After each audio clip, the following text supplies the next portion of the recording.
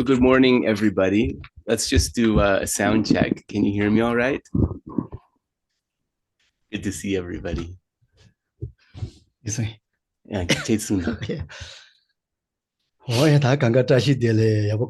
and can you hear Geshe-la's voice as well? All right, then we are good to go.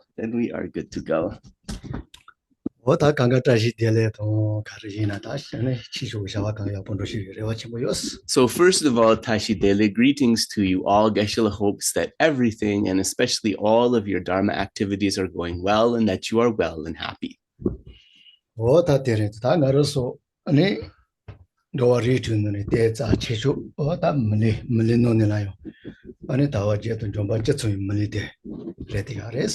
So then in terms of the 6 different types of sentient beings within samsara, we have this basis of a human rebirth, and in particular, this precious human rebirth that is endowed with the 8 freedoms and the 10 richnesses. We are fortunate. And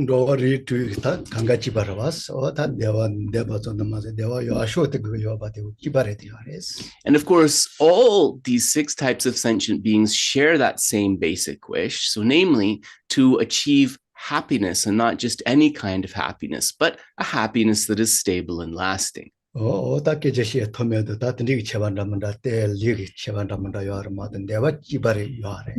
of course, some of those sentient beings, they're able to express that wish with their voice. Some of them are voiceless, but all of them have that wish to be happy. So of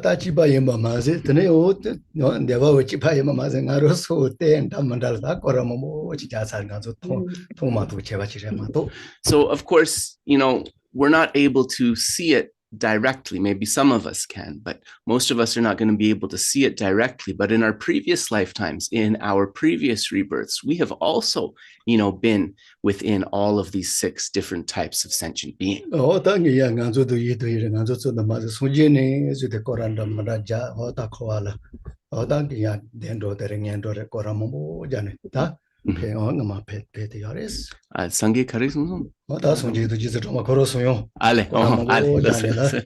And similarly, those beings that we look up to now, right? Like the Buddha, like Venerable Tara, before their enlightenment, they had the same experience that we did of going through many different rebirths and having many different kinds of forms in different realms. So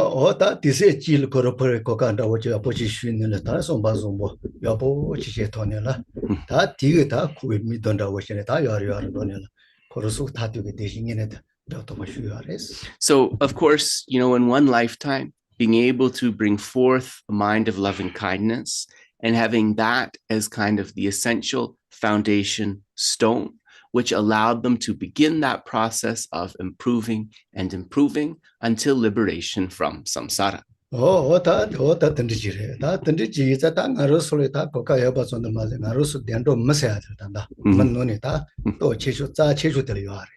So not only are we in a higher or favorable realm or rebirth, we are in the rebirth that is considered supreme, right? Supreme for spiritual practice, the best basis of being human.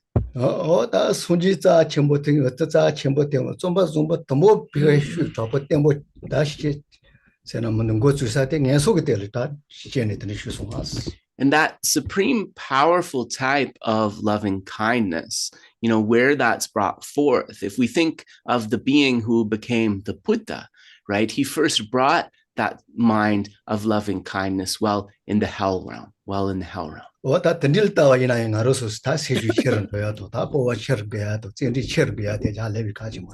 So if you think that he was able to do that in that sort of difficult realm, we should reflect, and this should help us be even more courageous about what our capacity is here, and with that courage to bring forth even more joyous effort and determination.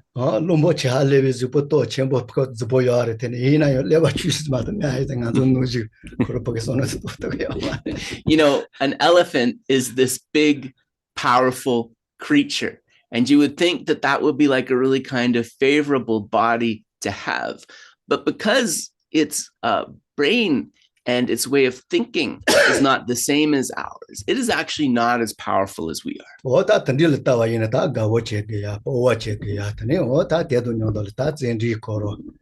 share to be at So, we should see that we should bring forth joy.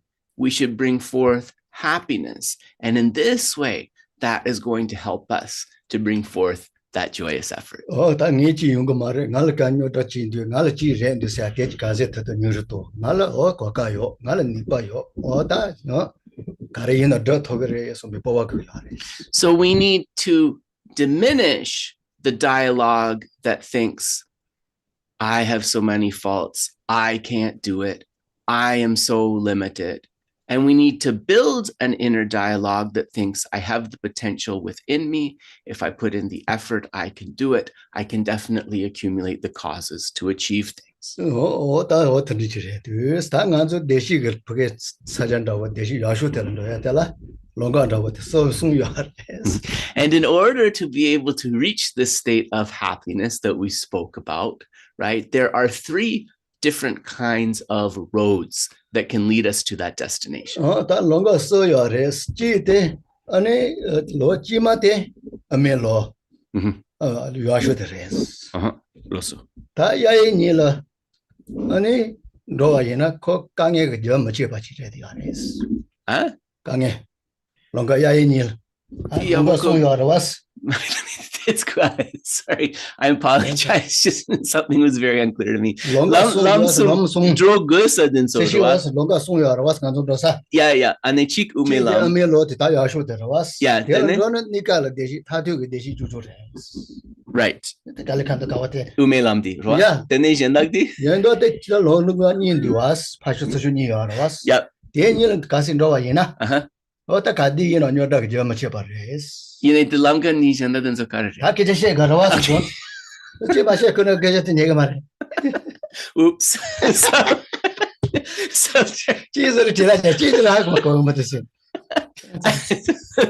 So apparently either I don't understand or I rush. So it's one or the other. I have to make sure I understand, right? So I'm not deceiving you guys. Okay, so there is this path, right, to happiness. And we said that there were three roads or paths that can lead that.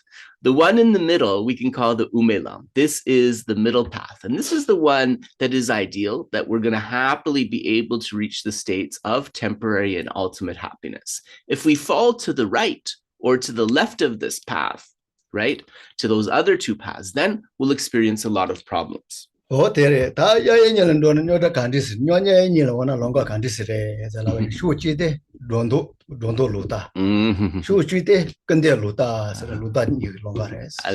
Yes, so I did rush them because Geshe came to it now. So I was like, what are the other two paths? So what are the two paths on the other side of that middle way, of that middle path? These are paths related to view. So the first is the path of the view that reifies or exaggerates. That's one that we want to avoid. And the other is the wrong view, the path of the wrong view that deprecates or underestimates. So that's drotok and kutip. Yeah. So gave the two words for the one that exaggerates and the one that deprecates. But Geshe said the wrong view that exaggerates and the wrong view that deprecates. So yeah, drodok lokta and kudep lokta. Oh, that is your Tangazo Shewa Tuma Mebani, Yanda Chigo Martas, Naruso Dere. Tell Daniel Combachimboya is Kadi in a room Mepateji. So, the problem here is that in all of our countless rebirths that we've mentioned, we have been habituated to these types of wrong views, right? And because we're habituated to them, it's very easy to fall into one or the other. This one, oh, that don't do Luta sending in as Meba to Maimbachila. So when we speak about the wrong view that reifies or exaggerates, this takes an object and imputes things onto it that are not there, right? Adds or exaggerates things. Oh, that teaches is hell. You are Tangazola Meba Marit and they are. There you are, is a tea Yolanda, Manachilla Teletane. No, and this is, definitely something that is within our mind. And because of this tendency to this view that exaggerates, we fall into many other branches of mistaken ideas.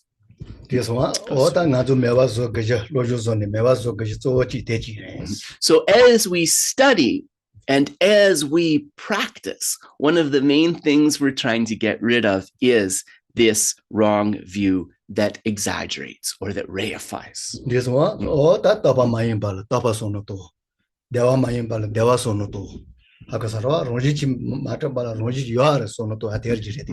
So let's give some examples of this view that exaggerates or reifies. We can take a phenomena that is impermanent and impute that it is permanent. We can take a phenomena that is in the nature of suffering and impute that it is in the nature of happiness. We can take a phenomena that lacks inherent or true existence and exaggerate, add on to it that it has true existence. And we can see, right, how anger and attachment are kind of like the servants of those mistaken minds, right? They follow from those.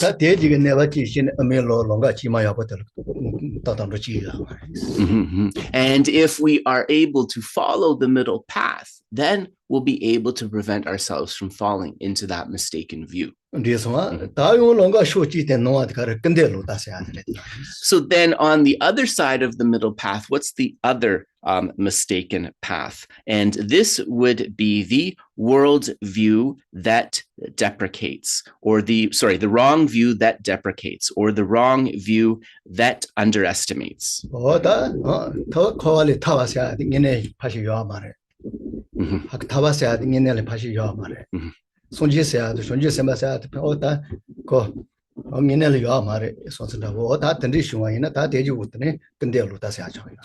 So these wrong views that deprecate, they will, it's the kind of views that think, that there can't be any liberation from samsara, or from cyclic existence, that there's no such thing as moksha, as liberation, that the Buddha, enlightened being, is not something that is really there. The Buddhas and the Bodhisattvas do not exist. These are examples of wrong views that deprecate or underestimate.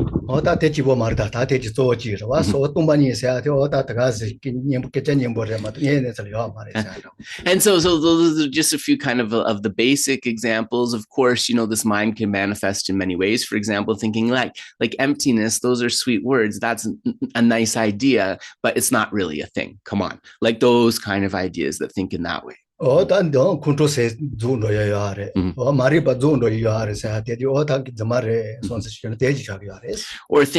that ignorance, there's no way that can be uprooted, or there's no teaching that can possibly help us to defeat anger. These are other examples of that deprecating wrong view. So those are kind of the main examples of those two. So Geshe gave some easy examples.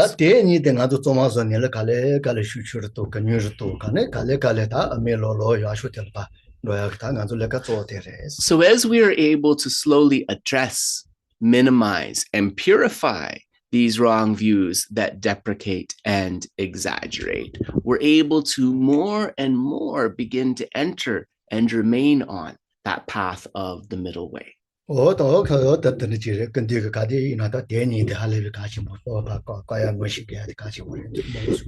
so this is really a point that His Holiness the Dalai Lama has made repeatedly, right? That these two wrong views, the one that exaggerates and the one that deprecates, we need to be able to recognize and identify these and begin to diminish them.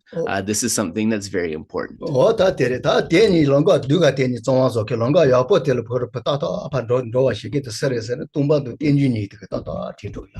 once we abandon those two wrong views and we come to the middle path, what is it that actually helps us ascend and progress along that middle path? It is the 2 points of emptiness and dependent arising.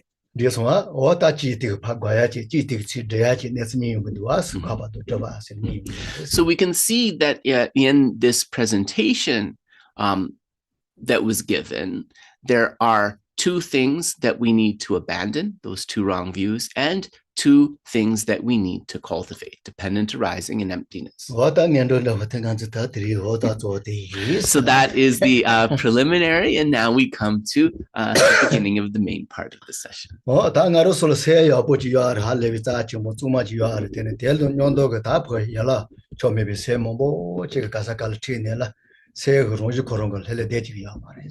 So our mind in its fundamental nature is something that is pure and luminous, but because of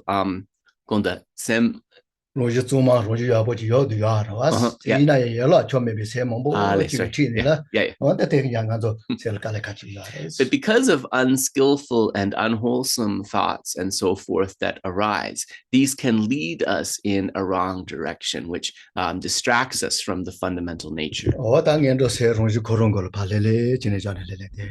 So for the preliminary meditation today, what we're going to try to do is relax into that fundamental nature of the mind.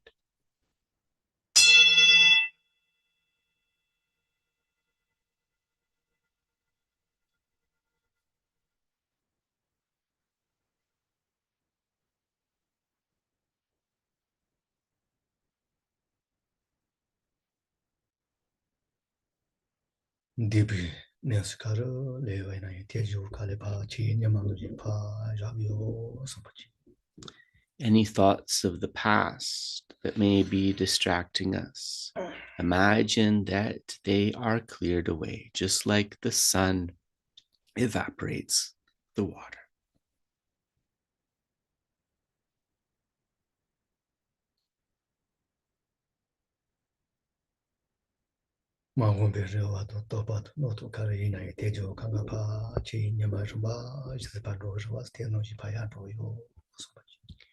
Any worries, hopes, or fears that we may have about the future, imagine that just like particles of water in the sky, they are evaporated, cleared away by the sun.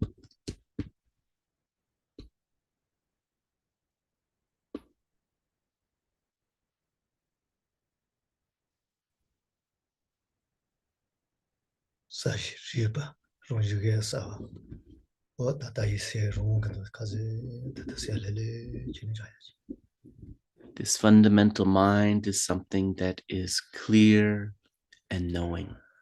It has a quality of luminosity. Relax into that.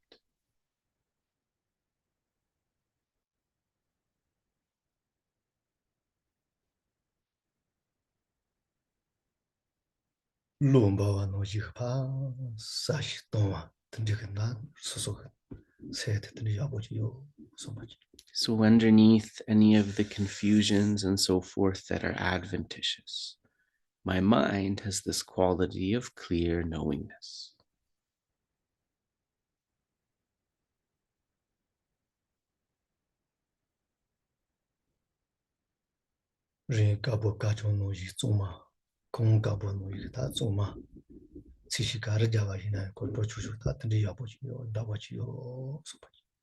This gives me tremendous freedom because this fundamental mind, like an undyed white piece of cloth, like freshly fallen white snow, I can imbue it with any color that I want or choose to.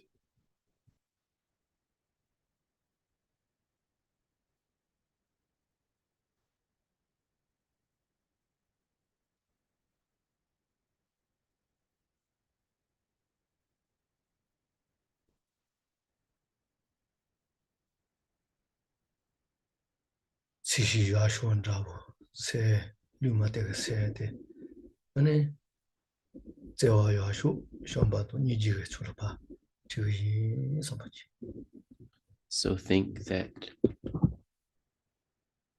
this fundamentally neutral mind, I will imbue it with the colors of the very best expression of kindness, the minds of love and compassion.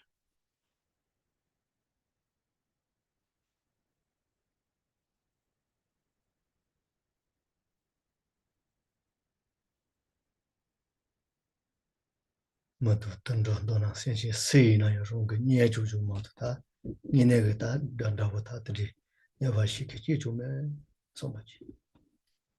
Every single sentient being, human, animal, and so forth, there is none from which I am disconnected. They are all very close to me. They are all my dear ones.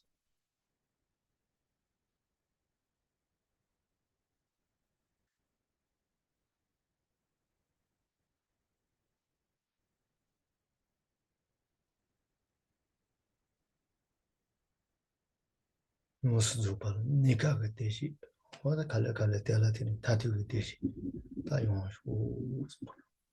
Because they are close to me, may every single one of them achieve not only temporary happiness, but also ultimate happiness.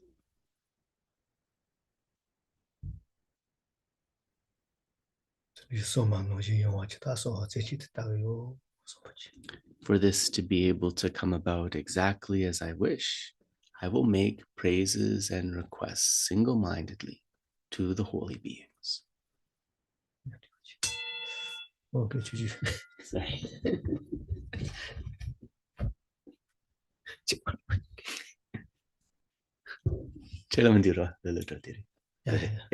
So, yeah. So I said to Geshe that somebody told me the other day the prayers have been going a little fast. So I said, let's do it slowly. So Geshe said, yeah, first time slowly, second and third time more quickly. So yeah, so Geshe said he's still recovering. We're both still recovering, right? So he says that when he chants too slowly, for some reason, he coughs. So I'll try not to make it too painfully slow. All right.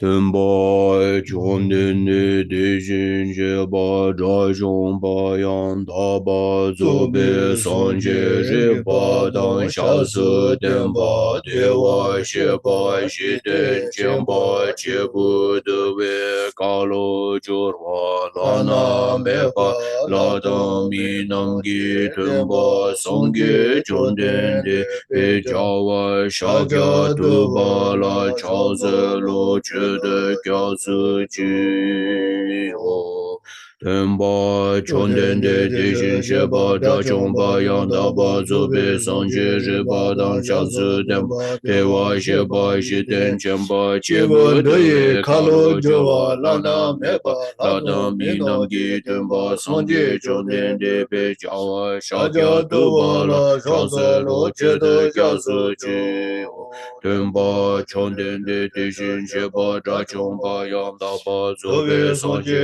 riba dan shasu tenpa dewa sheba shiten chenpa chebu dewe kalo jorwa lana meba lada minamgi tenpa sanje chonden de pejawa shakya tuba la chasu lo de gyatsu chi.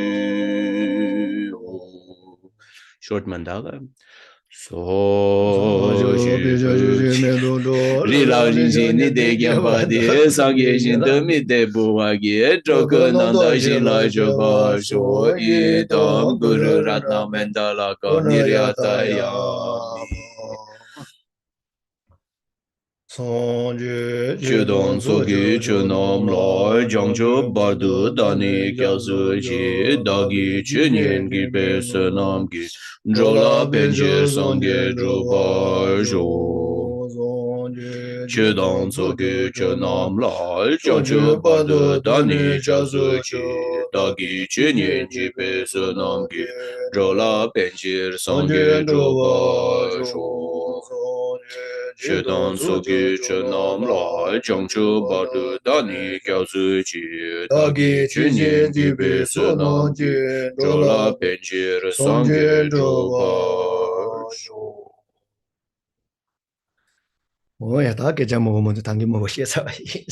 So then not many more preliminary comments, as Geshe already went through quite a few things. So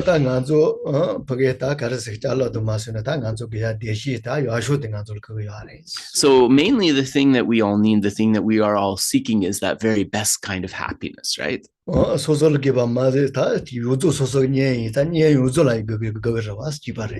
And not just ourselves who needs that happiness, but also those close to us. And ultimately, all beings are close to us, right? So all those near and dear ones.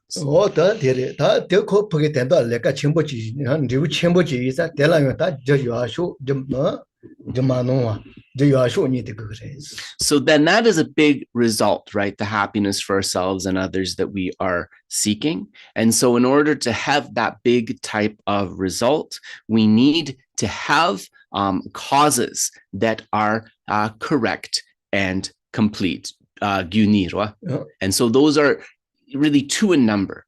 And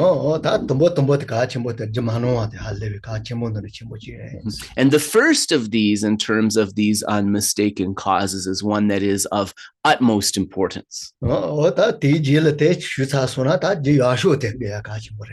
And then after we kind of cultivate that first one of utmost importance, we come to the second cause, which we could call the supreme cause.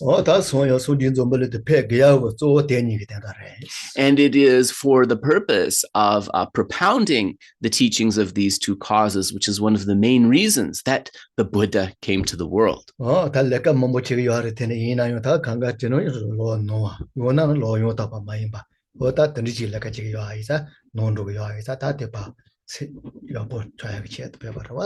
the Buddha saw that, in the world, there were beings who were cultivating paths that were mistaken, or were cultivating paths that were incomplete, couldn't lead to the result. And so this is one of the main reasons that he came into the world.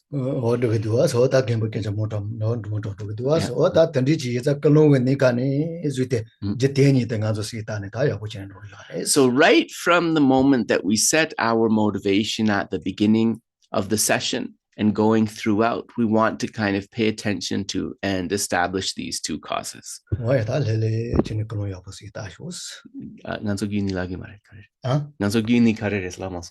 Jini halepe kechambores denso kechambores dene gyuni kare islamos wa. I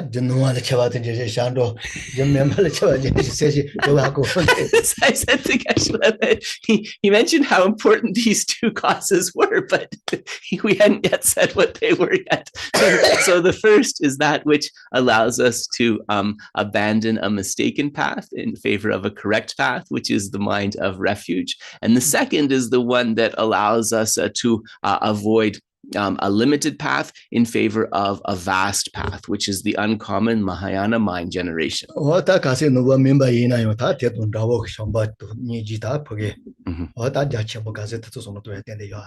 And so, maybe these are things that, you're not yet kind of practicing, but for the purpose of people like that, then bringing forth love, bringing forth compassion as the motivation is also good.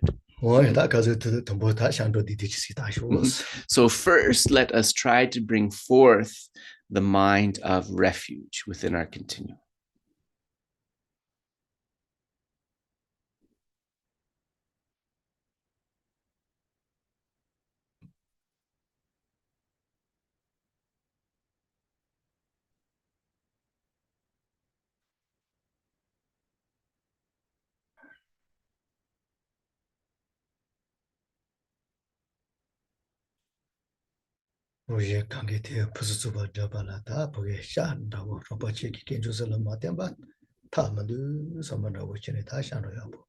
So bring forth that mind of refuge, thinking, if I really want to achieve the welfare of both myself and others in the best possible way, I cannot do that without relying on the correct refuge. There is no refuge superior to the Buddha, the Dharma, and the Sangha.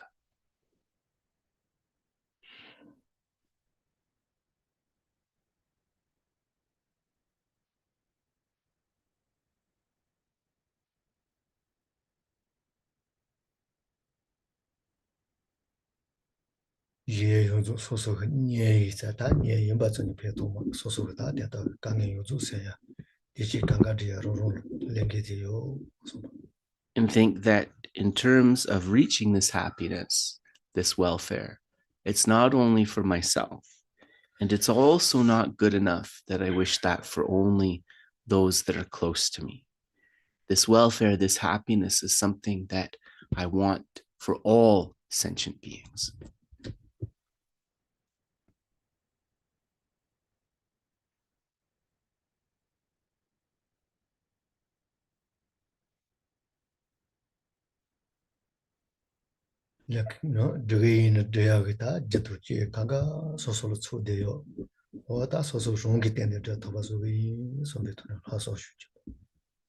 All of the causes and conditions that are required of me in order to lead sentient beings to that state, I actually have these within me.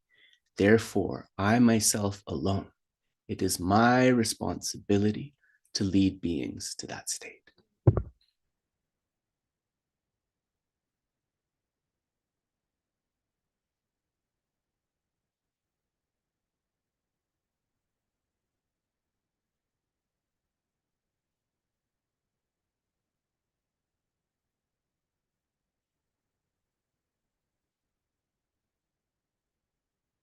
In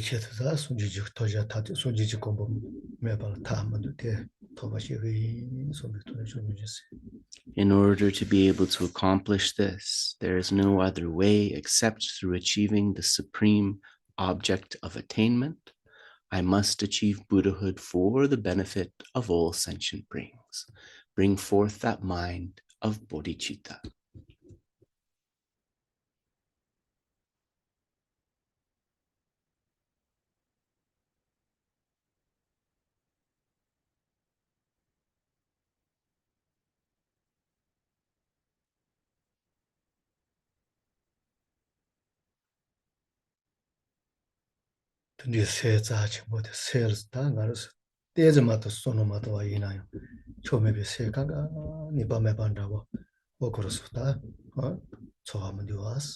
If we're able to bring forth this mind, this intention, even just a little bit, then those unhelpful, unwholesome minds are immediately diminished.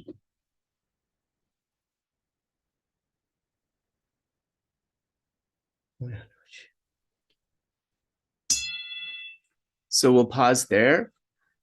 So Dave, I noticed the screen is doing something funny. Do you guys see that? So like you can see part of me here and part of me here. It's like there's two of me on either side of Geshe. Do we have any idea why it's doing that?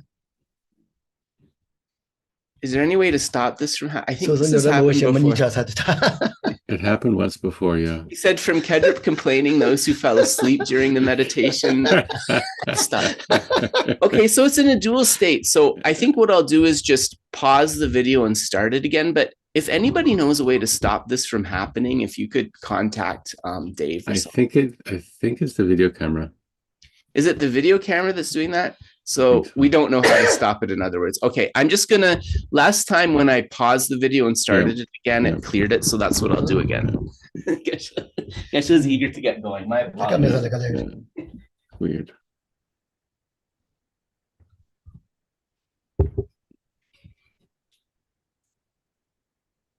That helped. Yeah, that fixed it. I don't know why it would be doing that. Maybe I'll try and look up on the internet or something if there's a way to stop that. Sorry about that, everybody. Listen again.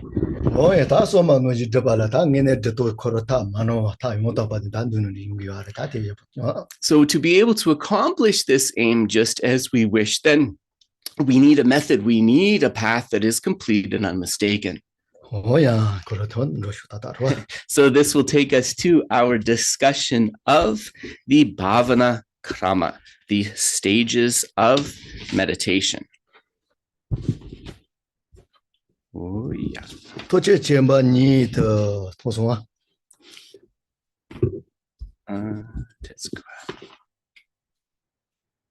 Yes. Yep.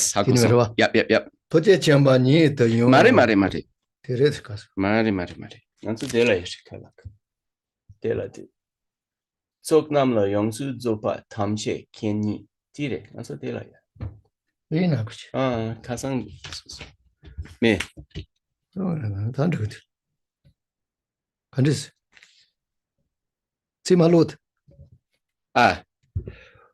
Tsoknam yonsu dzokna tamshe keni laktu topa tang jawar gyuros. Trukshu. Tola. Mara time draw your marcas. Dros. Den dros. Den. Okay. In the trundle. All right. Then also Kauya. Shogotombo. Huh? Shogutombo sana? Japanese.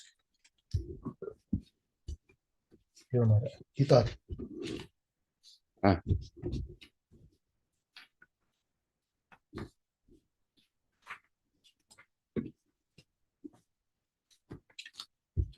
He thought it.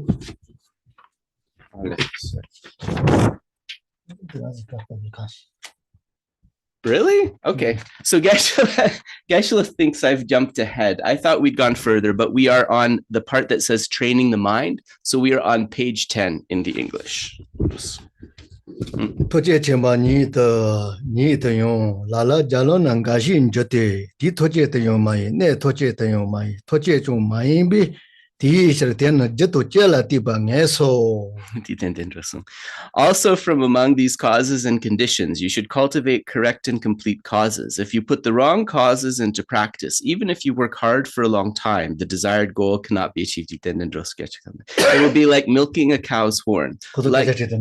Likewise, the result will not be produced when all the causes are not put in effect. For example, if the seed or any other cause is missing, then the result, a sprout and so forth, will not be produced. Therefore, those who desire a particular result should cultivate its complete and unmistaken causes and conditions. So Geshe is asking, did we do this? Like, I feel like we covered milking the cow's horn. Did we not? No? Does anyone remember? Okay. Geshe is sure we didn't. I'm sure we did. Okay. All right. Sorry. Defer to Geshe. Allez, los. Okay.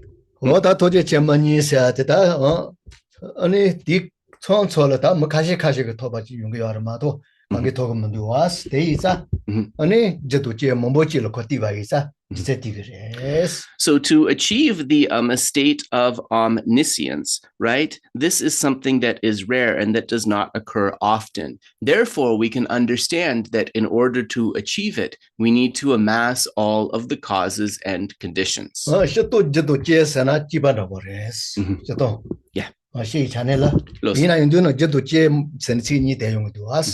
generally, in one way, when we speak about causes and conditions, we can understand that causes and conditions are talking about the same thing. But here it uses both the word cause and both the word condition. So what's the reason for that?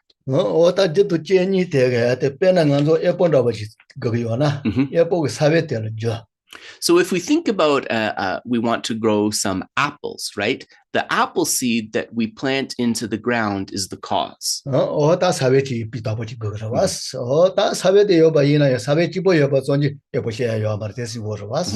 you know, right, that if you just put an apple seed into the ground and leave it there, don't do anything else, you can't necessarily expect a good result. That won't be enough. So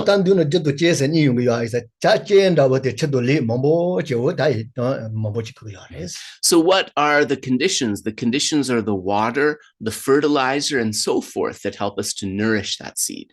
So the causes and conditions are both extremely important. So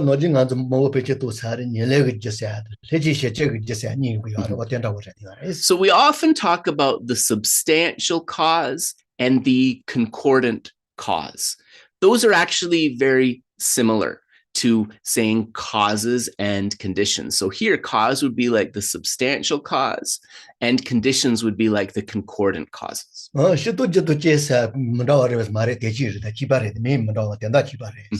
But on one level, cause and condition are not something different. It's talking about the same thing in a way. This one? Oh, that into a jet. This one? No, this one. Manoachi Matso Meba no Temba Shago Genoala Nete Shinanan yu shindo rinpo shige jo nebin dribu toba meto pena rally goma jowa jano. Okay. Yeah. So Geshe was just reminding me we for sure didn't do the cow's horn. I'm wondering why I thought we did that. Geshe has taught this text for the folks in Netherlands, so maybe that's why. Or in my dreams, yeah. If you put the wrong causes into practice, even if you work hard for a long time, the desired goal cannot be achieved. It will be like milking a cow's horn. Oda teji chomeba tan dribu toya meba la ta teji tandi ta ramanda teji momo yare cheto. Oda te koro jon noa ji ta kale kaze jana yin dribu raya meba momo yum yare. So even when we're cultivating causes and conditions, right, we might not come to the desired result. And one of the reasons for that could be, the reason that we're not experiencing that result is because we haven't identified the correct cause, right? We are cultivating mistaken causes. So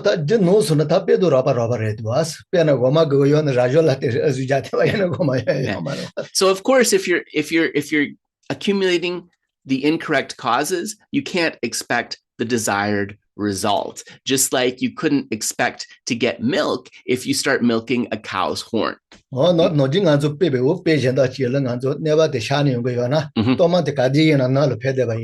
No. Ale, loso. Yeah. So one of the examples that is given is an example from ritual practices, right? Where often you have to take out the torma, the ritual cake, in the eastern direction, right? So it is said that if you send the torma out to the west, do not expect the desired result, right? We have to identify the correct cause for things. So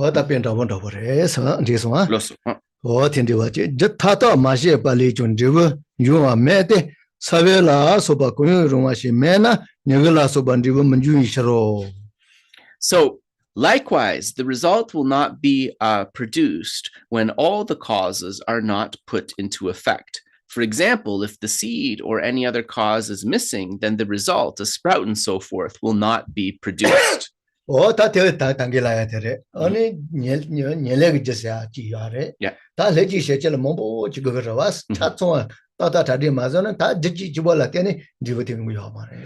also we understand that when we are seeking a great result, just securing the substantial cause of that, right? Just securing the seed is not enough. We also need all of the concordant causes or all of the conditions together with that in order to produce the result that we are seeking. So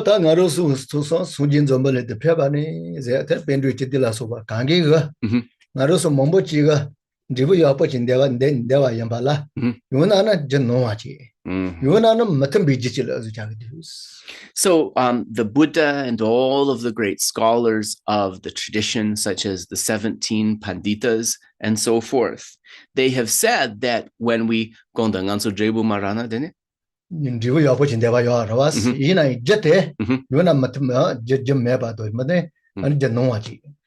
but they posit this great result that we are seeking, but then we might not be able to achieve that. Why is that the case? It's because there's an absence of causes. Either we haven't accumulated causes that we need to, or there is an accumulation of causes or conditions that are mistaken. Yeah. So non-concordant causes, for example, will not lead to the desired result.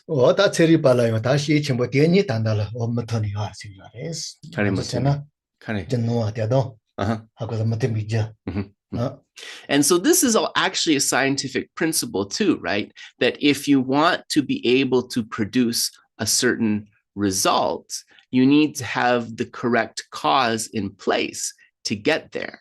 And when the expected result of the experiment doesn't happen, it's either because a cause was missing or because there is an incorrect cause.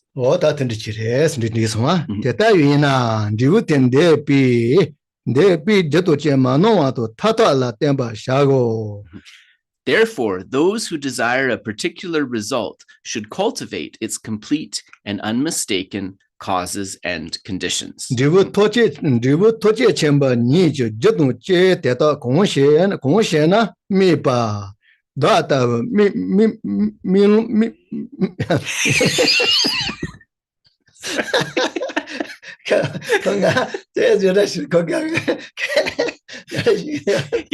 Geshe said that I'm laughing at his difficulty because he was scolding me too much today. No, it's just sometimes, so that people know, this text is extremely old, right? So the language, the words sometimes sound a bit funny. Yeah. Dribu toche chemba ni jo jodun che teta gongxian na mi ba da ta mi long tong dai teta temba meni meji ye zhong zhuo dian de ni jing ba zu ba song ji ne de ja no la che ke xie ba de ju de da ge zhuo dian de ji da ni ji zhuo dian de ji da ni ji xie do sa. So if you ask, what are the causes and conditions of the final fruit of omniscience? I, who am like a blind man, may not be in a position to explain it by myself, but I shall employ the Buddha's own words, just as he spoke them to his disciples after his enlightenment. So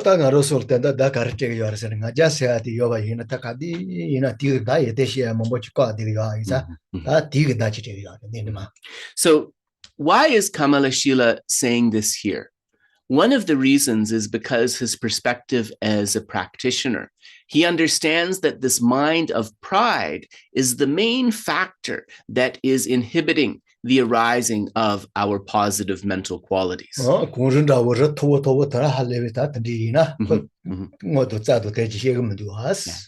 it is said that on the mountain of pride, positive qualities cannot manifest, just as on the slopes of a craggy mountain, grass and so forth cannot grow. So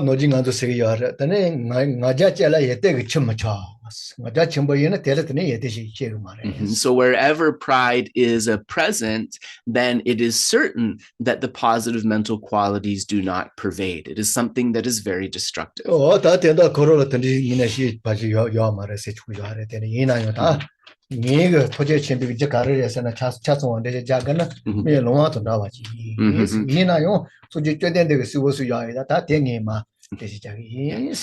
what Kamalaśīla is saying here, and first, let's be honest, he's probably somebody who kind of dealt with, who had already defeated a pride. But for the sake of demonstrating humility, he speaks like this, and he says, for me to be able to explain the Buddha's teachings, it would be like a blind man trying to explain what they had seen. So in this way, what he is going to do is locate the Buddha's own words to make his points.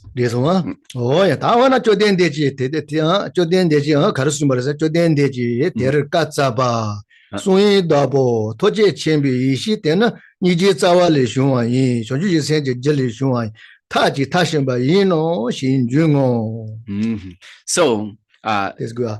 Tetayina toje chemani tobande bi nijido shonjuji seto tato sumbondo dala laba shago. So he said, and so actually in the Tibetan, it says the Bhagavan proclaimed. So if you care about stuff like that, that's actually what it says. Not he said, it says the Bhagavan proclaimed. Vajrapani, Lord of Secrets, the transcendental wisdom of omniscience has its root in compassion, arises from a cause, the altruistic thought, the awakening mind of bodhicitta, and the perfection of skillful means. Therefore, if you are interested in achieving omniscience, you need to practice these three: compassion, the awakening mind of bodhicitta, and skillful means. That's what you say. I do it. I can book it. I don't want to say I can just make a show. I'm just a Latin show. Just do some do us a level. The Karegu Sumla. So the state of Buddhahood, of complete and perfect enlightenment, did not arise in the absence of causes. It had its correct causes. And so here, three main causes are proposed: compassion, the awakening mind of bodhicitta, and skillful means.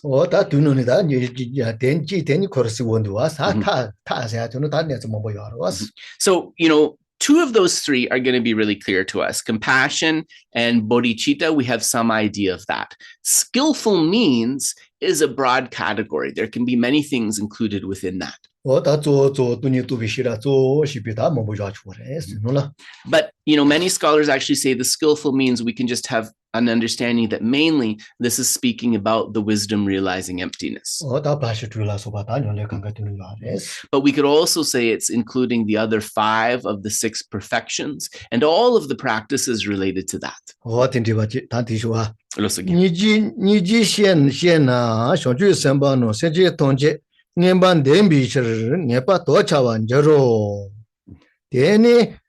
Daniela tawa sani Śāntarakṣita machela yerimbo debi seno to yishije chola kipan juko.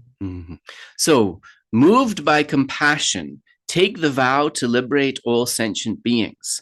Then, by overcoming their self-centered outlook, they engage eagerly and continuously in the very difficult practices of accumulating merits and insights.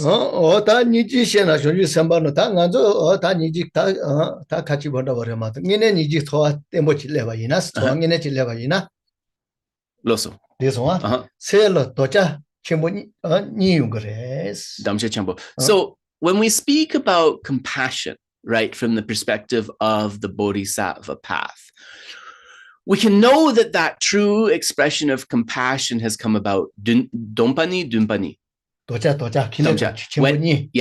When there is kind of a spontaneous arising of 2 promises or 2 oaths.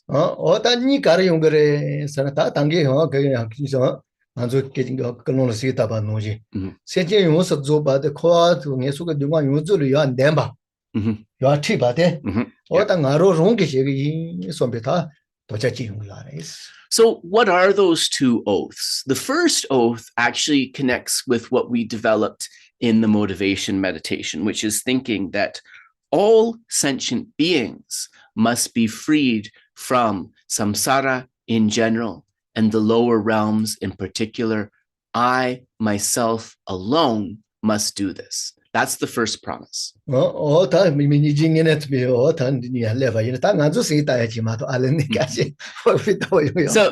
to be really clear, that's how someone with complete and genuine compassion truly feels. With us, it's just like we're pretending that we feel it as part of the motivation. Geshe said, we're imagining that we feel it. That's a better word. We're imagining that we feel it.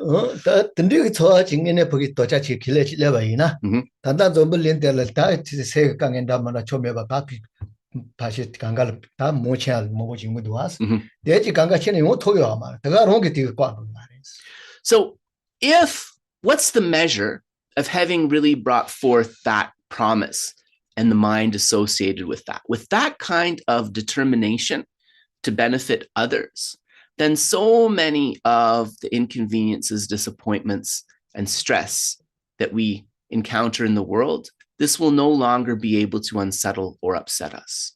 That's the power of that determination.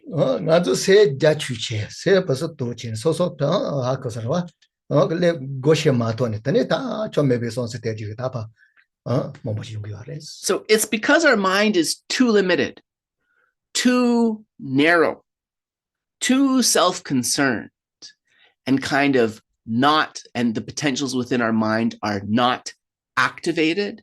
That is the reason why all of these stresses and so forth disturb us.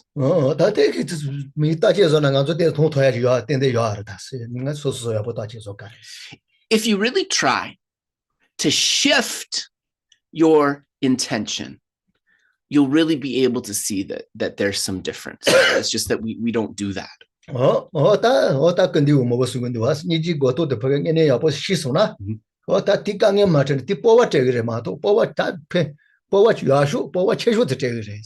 So His Holiness the Dalai Lama said that when we meditate on compassion, right, it's actually mistaken to believe that that's going to make us like depressed or unhappy. Actually, the result of true meditation on compassion is that we feel courage and we feel determination. That's the result. maybe just see what is. You just said, you know, you just chamber talk level. So, Kang Yuzu, do your budget, do your budget, do your budget, Why is that? Because when true compassion is brought forth, we'll be able to see a relationship of that to the end of the problems of ourselves and to the end of the problems of others.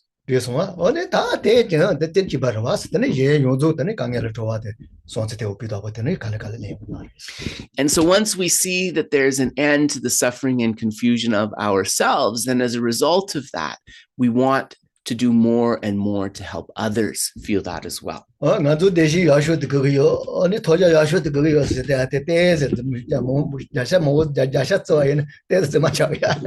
So as a practitioner, when we say that we really want to be happy, when we say that we really want to experience the results of our practice, there's an element of falseness in saying that for most of us, right? Yeah.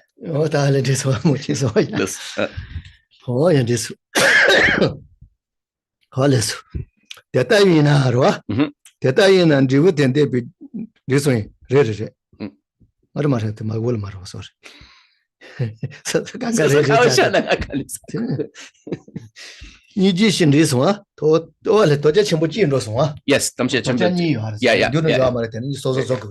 So that's the first promise. So Geshe said before we continue with the text, he wants to give you the second oath or second promise, because we didn't do that yet.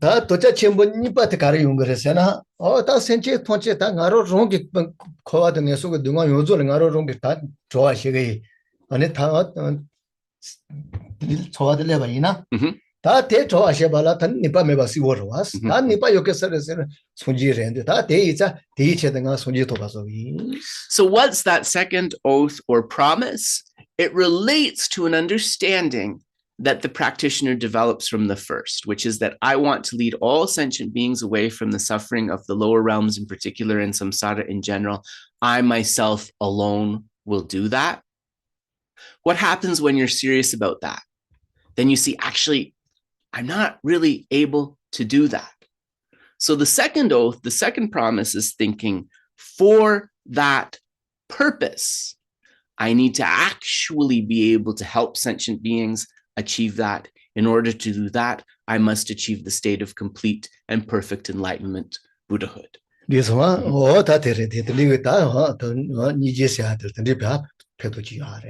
And so this is really one of the kind of very strong benefits of compassion.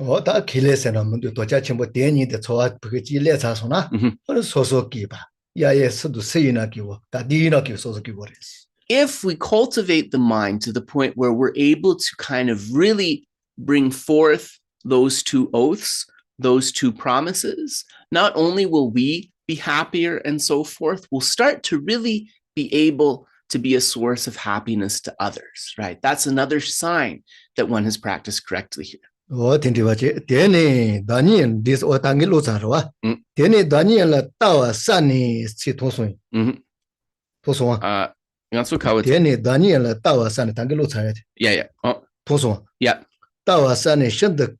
Shakashi Dermachela Yerimbo Sajidoa, Daniela Tawa the Sunny Sate, so she Cheshu Karayo, Rochins the Pamevazois.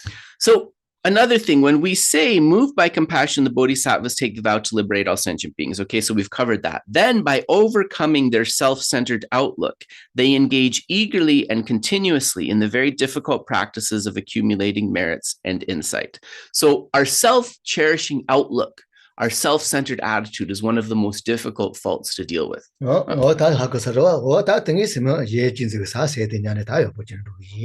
And so what we do to deal with that is we think from now on, I'm going to continue with cultivating the attitude that cherishes others.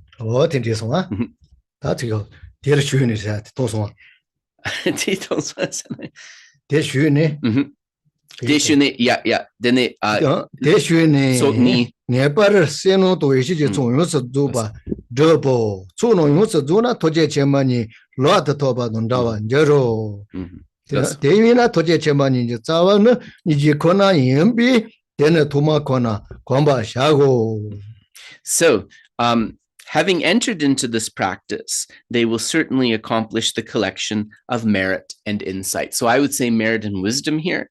Accomplishing the accumulation of merit and insight is like having omniscience itself in the palm of your hand. Therefore, since compassion is the only root of omniscience, you should familiarize yourself with this practice from the very beginning. So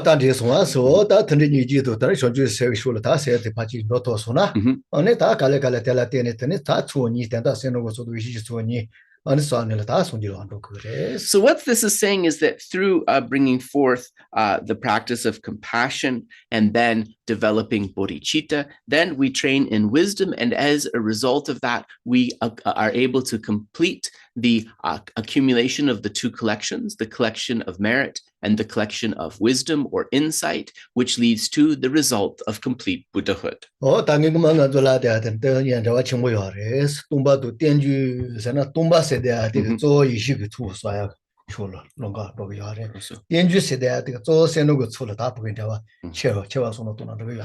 So we mentioned before that two essential things that we need to have in place are emptiness and dependent arising.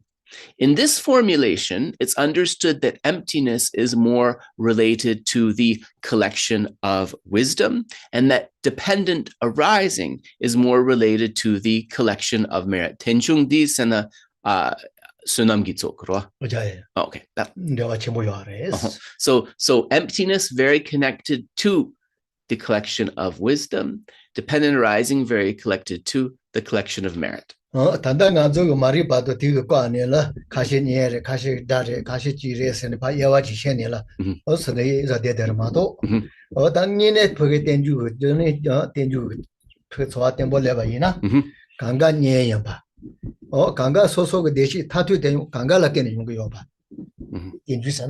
So why is this the case? Well, we understand that it is partly due to ignorance, that we see other sentient beings, instead of being close, as being far away from us.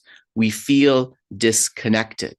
The view of dependent arising challenges this. We see that actually our happiness comes from others. Even our attainment of realization depends on others. When we understand this dependent relationship, we will be able to experience that feeling of closeness to all beings.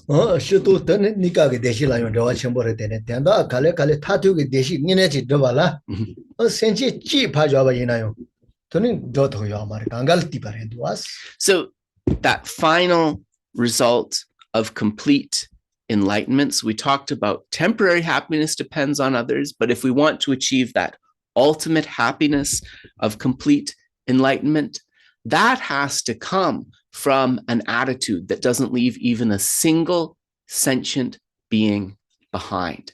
Therefore, we understand that our enlightenment depends upon all sentient beings in a very real way. And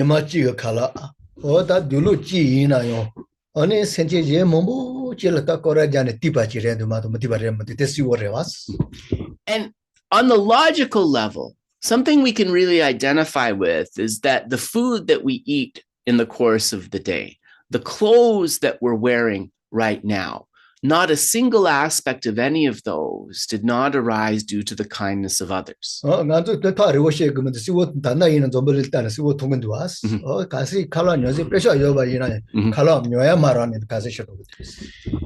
really think about the assumptions that we make because of our privileged situation. We think that if we have the money, we'll get what we need, but we know that when situations change in countries, even people with a lot of money, they're not able to secure their food, right? So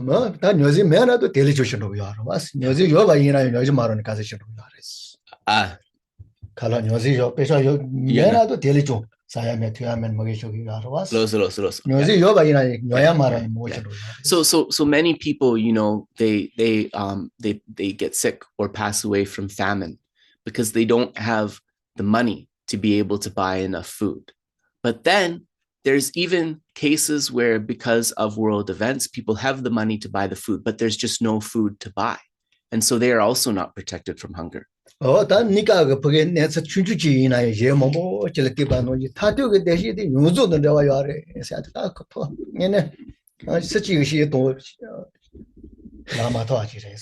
So if even these temporary things that we need to survive on the daily are so connected to other sentient beings, there's that dependent relationship, then it's even more so the case that this final result of complete enlightenment necessarily is connected to every last sentient being.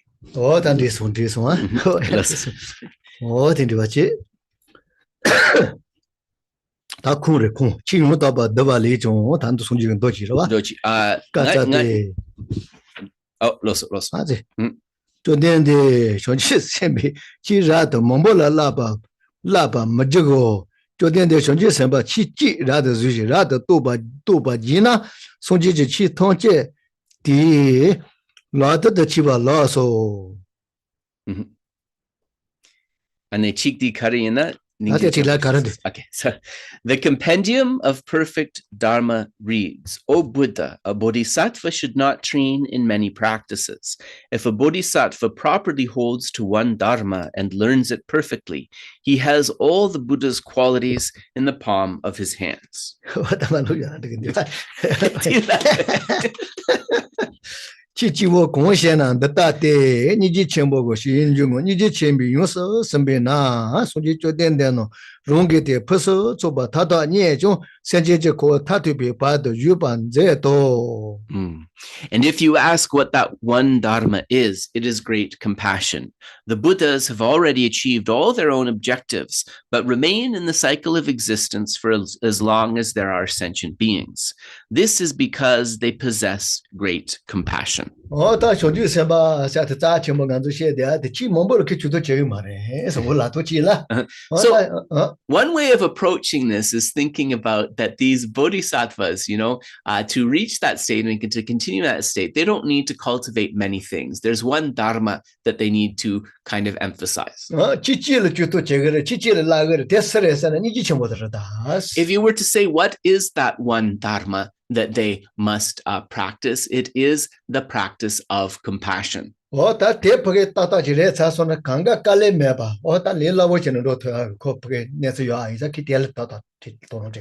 what's this really saying? It's saying that if that great compassion is in place, then this acts as the foundation to proceed with all of the other things easily. This is why great compassion is proposed as the one dharma. So the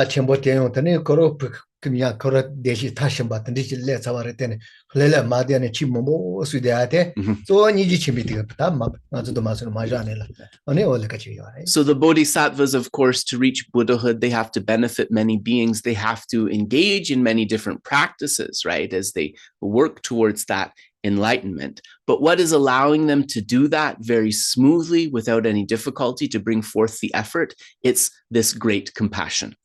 So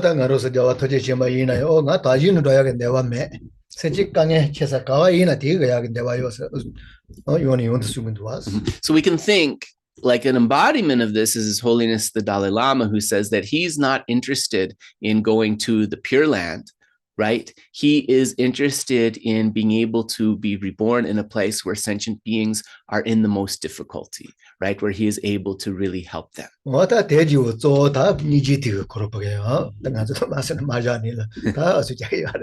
So really, that's underpinned by compassion. That's the only reason that you would want to do something like that. And His Holiness shares this really to kind of try to get us to develop that.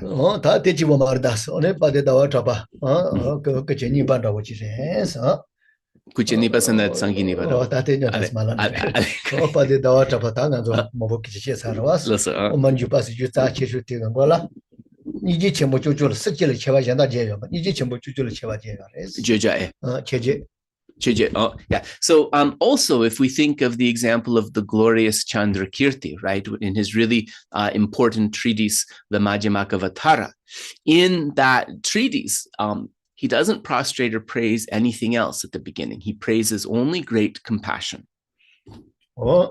나루스요 남아 송가바이나요 좀비요를 다 따와 내서 차로 몸보여야 따와 타두대 아니 바디 다와 잡아게 돈 되게 야르에 스케치스티브 was so there was we've spoken about it before, like a dialogue between Lama Tsongkhapa and Manjushri, and Lama Tsongkhapa asked Manjushri that if one wants to discern the ultimate final view, is relying just on the works of Śāntarakṣita sufficient?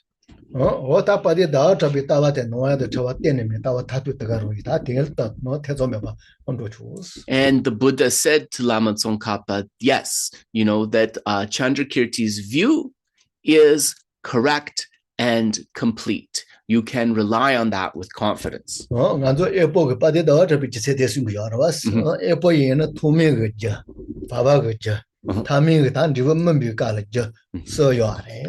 And so Śāntarakṣita, he also gives the example of like a seed, like we can think of like an apple seed. So we can think that in the beginning, the seed is important. In the middle, the fertilizer and the water are important. And in the end, the fully ripened result, the harvest is important. So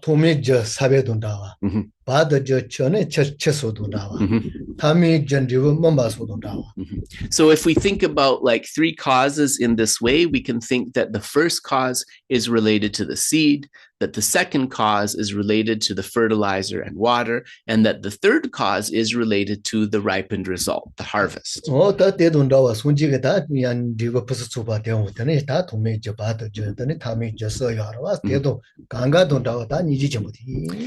then Śāntarakṣita said that when we think of the result of Buddhahood, the cause that's important in the beginning is great compassion. The cause that's important in the middle is great compassion. And the cause that is important in the end is great compassion.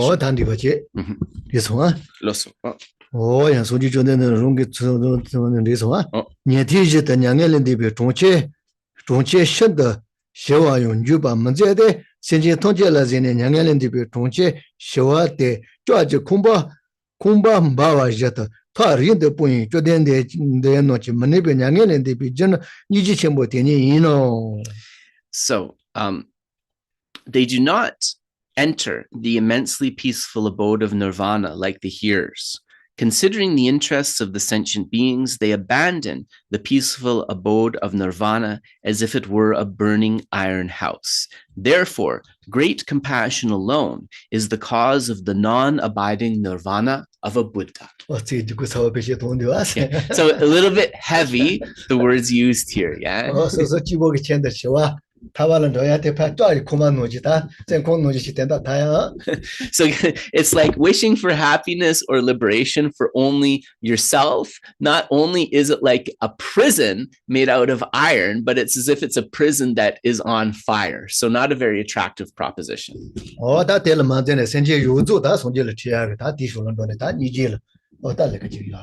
So putting that personal liberation aside and continuously working to lead all sentient beings to happiness, the Buddha is doing that, right? This is underpinned by great compassion.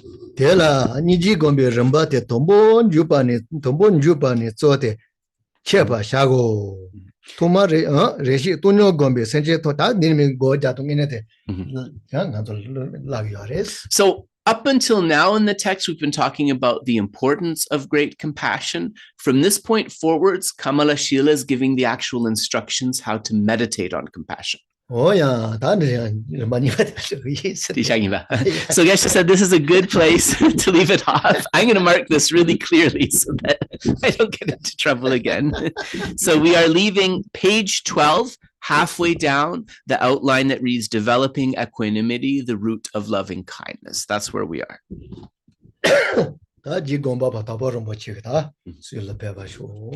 And so now let us turn to the holy words of Geshe Gampo.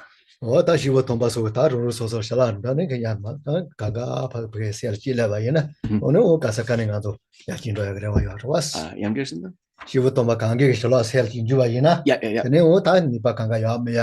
So Geshe hopes that by in the classes kind of sharing the words of holy and realized beings with you, that this acts as a cause to ripen the potentials within your own mind, that these holy words ripen all of your potentials. And so this particular treatise is one that is a brief, one that is very beautiful, and one that is also easy to keep in mind.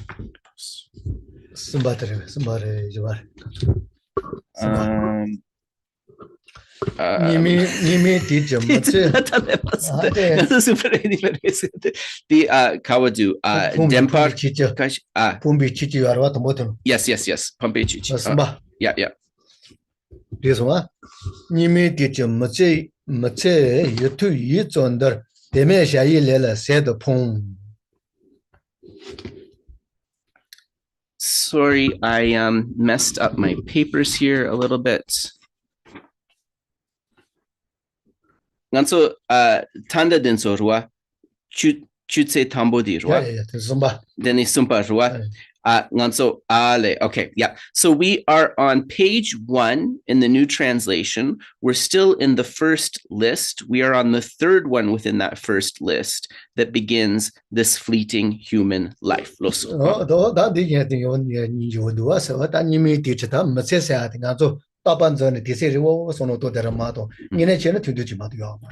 it reads, this fleeting human life, already short in this dark age, is wasted when spent on pointless activities. So we have this idea, right, that this human life is going to be something that is long, but actually during degenerate times, it is very short in duration. But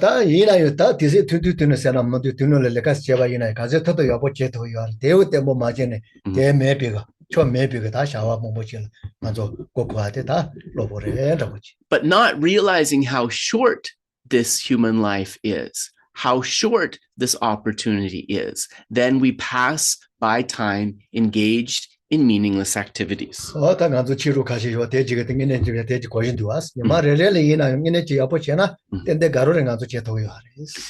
if we do a little bit of what is positive every day, then slowly we will get there. Many of Geshe's Dharma friends have said this.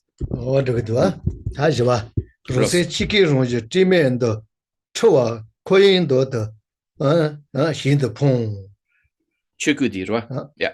Your mind, whose unconstructed nature is dharmakaya, is wasted by sinking into the muddy swamp of samsaric delusion. So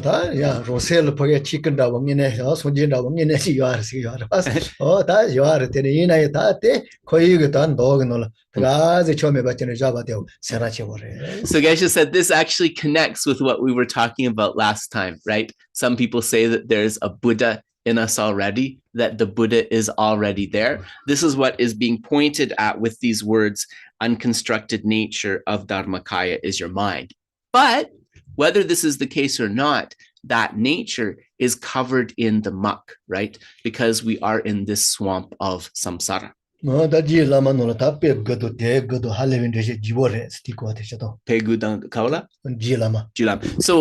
when we talk about the nature of this mind in this way, it's given using kind of 9 similes or 9 examples. And you can find a really extensive discussion about this in the Uttara Tantra Shastra, Maitreya's Sublime Continuum.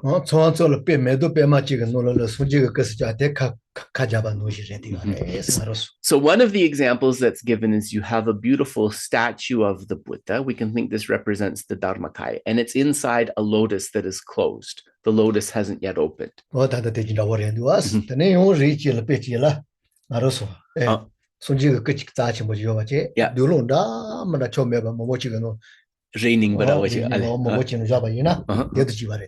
Another example is that you have a beautiful Buddha statue, but it is covered in all different kinds of rags. So I see someone's asking the text. So we are using Precious Garland of the Sublime Path, and the translation I'm using, I believe Dave put the link in the chat. This one? Gampopa, J Gampopa Dagpolaje. Sorry, Dev Karare. Yes, that's right. Yeah. This one? No, decent. Oh, Tindiwachi, or that Tindija Dulu, touch on me about it, Nazo Papa to Masin, Tanikela Papa Shiva, Papa Shineta, getting in a Sitamazo.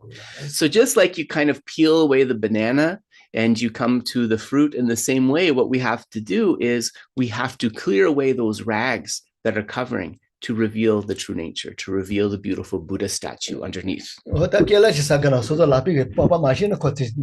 It's not very appealing to eat a banana where you haven't peeled it before, right? So we want to come to the sweet taste of our true nature. So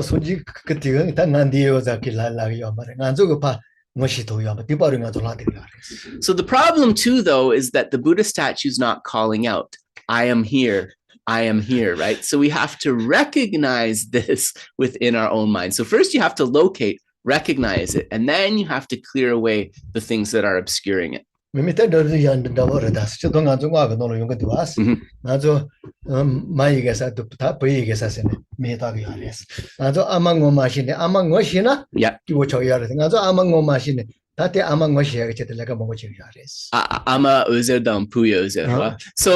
those of you who are familiar with Tantra, you might know that we talk about two types of clear light. We talk about the mother clear light and we talk about the sun clear light. So that to be able to so to be able to develop the mother clear light, you first have to recognize the mother. That recognition is the first step.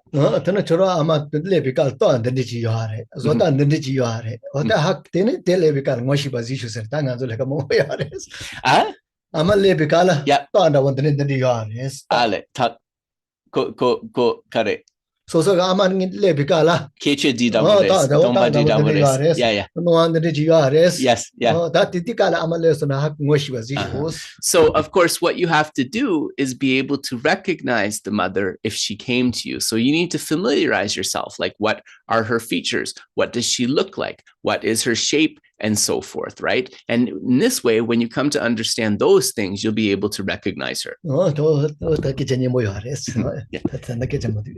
So actually a lot there to talk about the mother and sun clear light, but maybe not the venue to do it.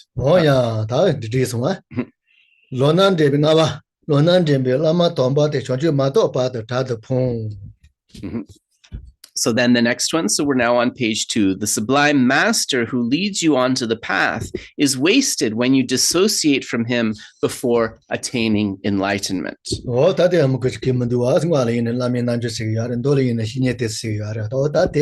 So not really much to say here. Those of you who are tantric practitioners, you know about the Guru Yoga and the importance of that. And even in the sutra context, right, we talk about the Kalyana Mitra, the way to rely upon the spiritual friends. So those are things that you should all be familiar with. So not much to go into here. This one,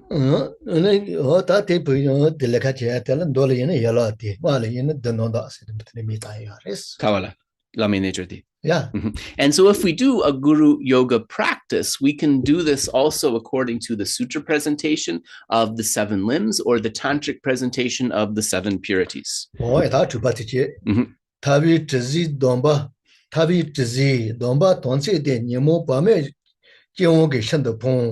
Your vows and samayas, the ship to reach liberation, are wasted when broken through frivolous, disturbing emotions. So,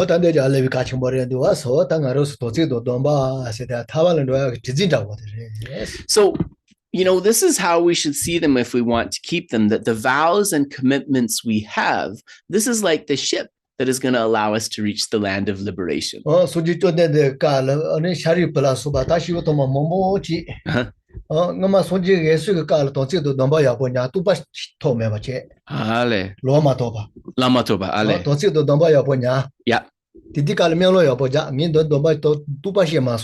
Right.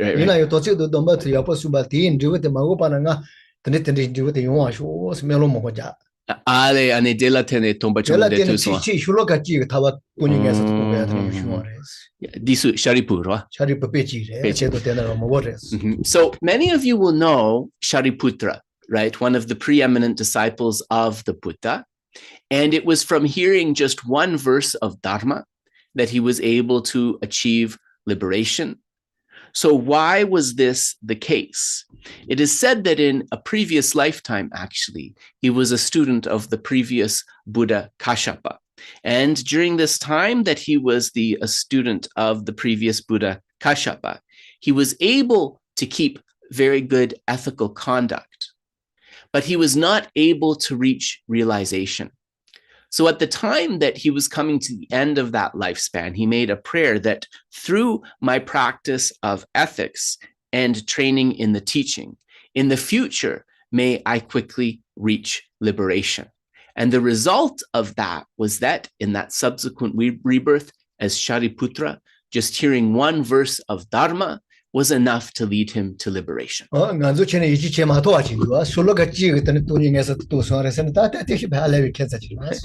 It seems really weird to us when we first hear it. Like this guy, Shariputra, he was able to hear one verse of Dharma and have a direct realization of emptiness. That sounds pretty far-fetched on one level, right?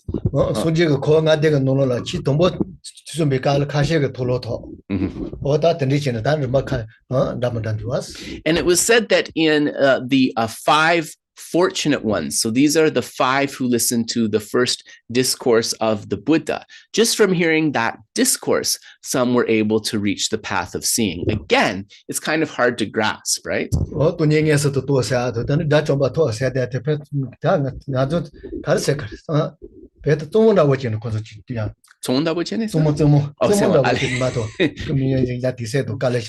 So when you read those stories, it can seem like a little bit incongruous, right? Like that the wisdom realizing emptiness, becoming a foe destroyer, like just from hearing a verse of Dharma, it makes it seem kind of like a game, like something easy.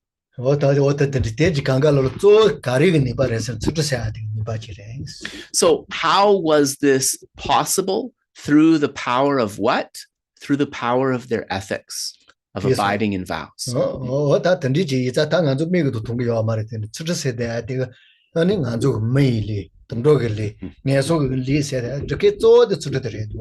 So another thing that's really important, right? And these aren't causes we can see with our eyes, but they're explained in the scriptures, that one of the things that's going to determine whether we have the body of a human being in a lifetime, the body of an animal in a lifetime, or the body of a hell being in a lifetime is determined by our practice of ethics or lack thereof.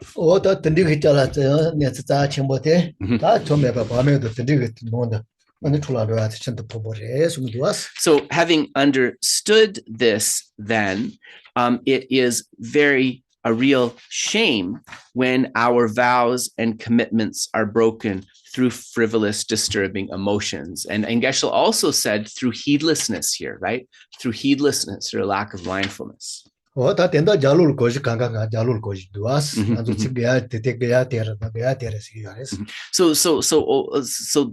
meaning behind all of these proclamations are the things that we like. It's things that are losses, but it also reveals to us the things that we need to protect, doesn't it? So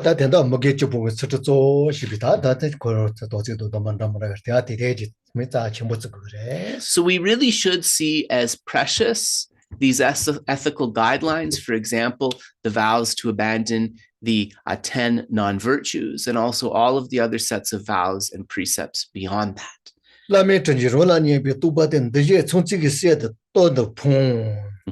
The experience and realization discovered within yourself through the assistance of a master are wasted when allowed to just dissipate in the jungle of materialistic activities.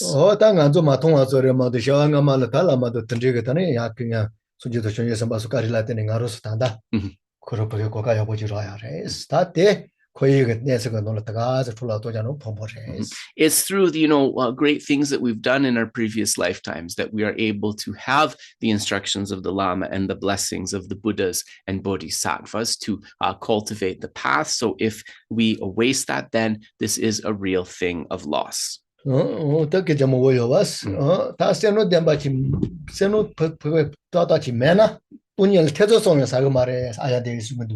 So Aryadeva states very clearly that if one does not possess a great basis of merit, even doubting whether emptiness is like sayom Senu chembochi mena. Mena? Senu mombosa mena shawangama. Yeah. Sen de la tunyela teso so saru cheng. Yeah. So Aryadeva says that one who does not have a great collection of merit is not even able to have a doubt. Is emptiness like this or like that? Oh,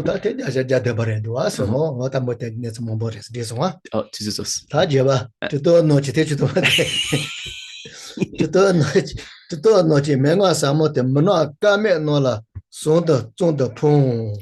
The profound oral instructions of the Siddhas are wasted when bartered like merchandise to ordinary, unworthy people. It's easy to understand.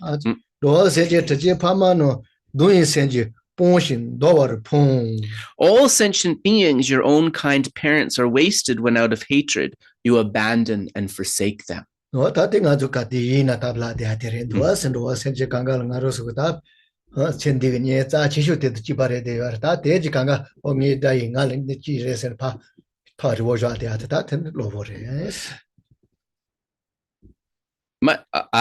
So we always talk about how all sentient beings are close to us, how they are have been kind to us in previous lifetimes, just like our parents in this life. So if we disregard them, if we develop anger and so forth towards them, this is a great loss.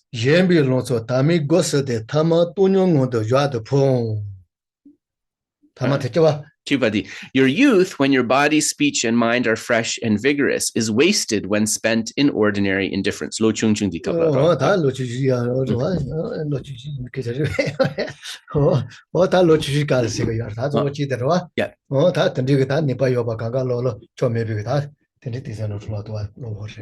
really, when we have our youth, right, when we have like more energy and more sharpness of faculties and so forth, but we spend it just on worldly things, then that is really a lost opportunity.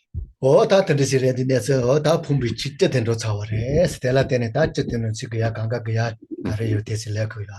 we've gone through this first set of 10, which are spoken about as like things that are wasted or things that are lost. But we also see how through understanding those, it reveals things that we need to cultivate.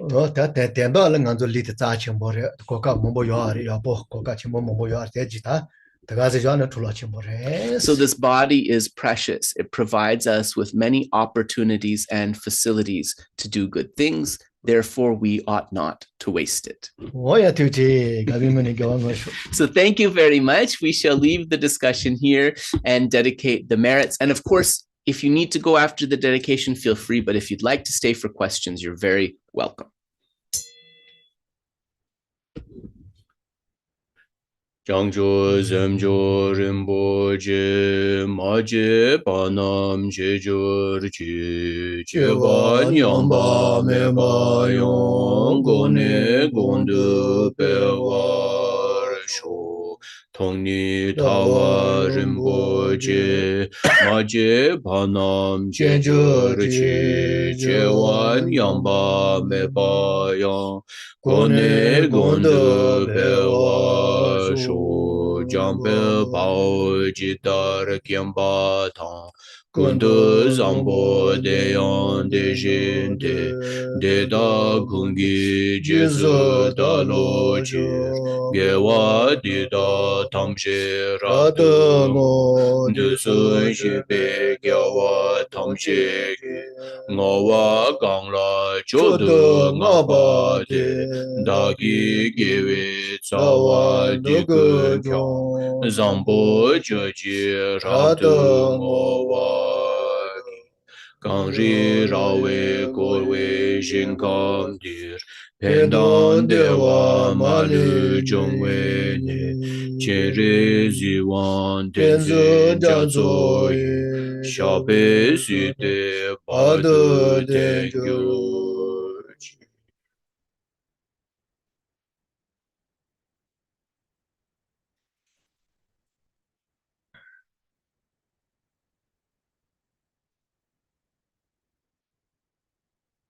Doa yonzu senji yuzu wikilata soma sumbo yabu chene pa ma tani pa deshi nyama shata through all migrators, all sentient beings, being able to bring forth minds of loving kindness. May the sun of happiness shine upon them without differentiation.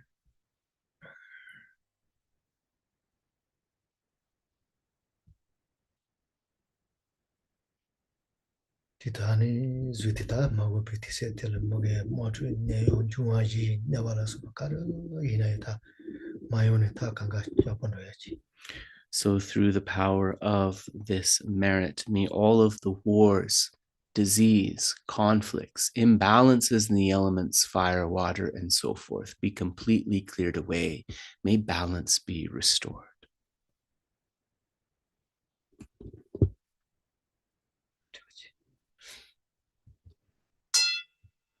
So we'll pause there and we welcome questions. Yeah, thanks everybody.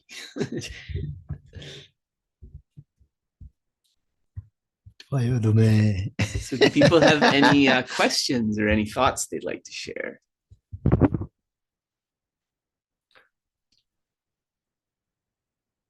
Dave, go ahead. Yeah, I see your hand there. There we go. Okay, good. Thank you, Geshe. So I've got a question around the what seems to be in my mind two different directions. One of them is humility. And like the quote that nothing grows on the mountain of pride. Right. Right. Compared to the kind of advanced notion of, or normally a very audacious concept of becoming a Buddha in order to benefit all sentient beings. So how do you navigate between this kind of extreme self-esteem that leads to the thought you might become a Buddha versus pride? Nanzo di ngage kolagi kin tits labswa rwa tene ngage mayong yagi chedu nganso nyomchungi sem dabuchi gogire duas di halepe ke champores di chokchikche ine jendak di nganso tengse gogires nganso kandesa gre hoa dabo gogires karinsena senshin township gi chedu nganso sangye gores dabuchi samso yore rwa dinso ni nyamdu Candice Drogiresa. Yeah, they more than one over it. That's what your machine and I got to pour one in Daniela. And then they're watching we are. So this is an important point because like that courage and that pride can kind of sometimes be confused, right? And sometimes that pride can kind of like contaminate that courage actually. So this is something to pay attention to. I just said, I just said this Yelenda when you went over Carrera Zalava in so a Carrera, Sicil, the Nicacto Mugiba, Kizashi Mugiba. Oh, so Pugge, Kivo de Toya Tapage, Carrier Jetta, Twaji. So let's differentiate them by looking at the result of those minds. So what does a mind of pride lead to? It leads me to think that, I don't need to rely on anyone else. I can do this or that better than any type of person. And this leads to an attitude of maybe indifference or maybe even looking down on people, right? So that's pride by way of the result. Oh, that's a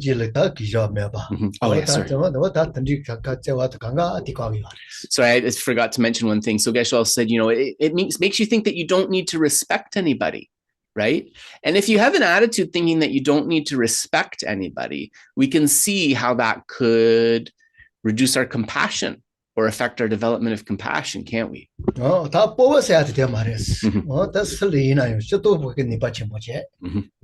Selina, you tap Karasek, Kijoyo, Bachido,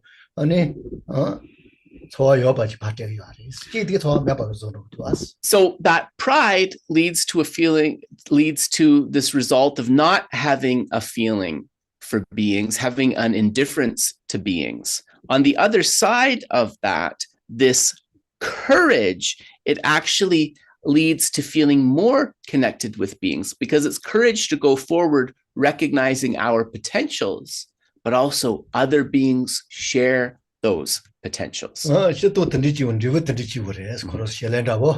if we were to differentiate them on the basis of the result, pride and courage, that's how we would differentiate them. So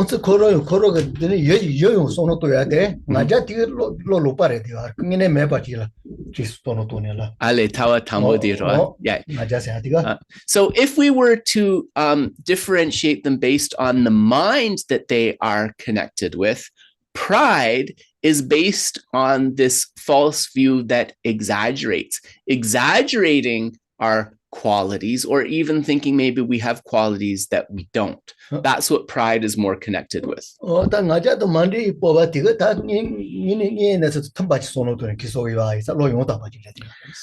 that mind of courage that is uncontaminated with pride, it is in accordance with the way that things really are. Therefore, courage is an unmistaken mind. Yeah. So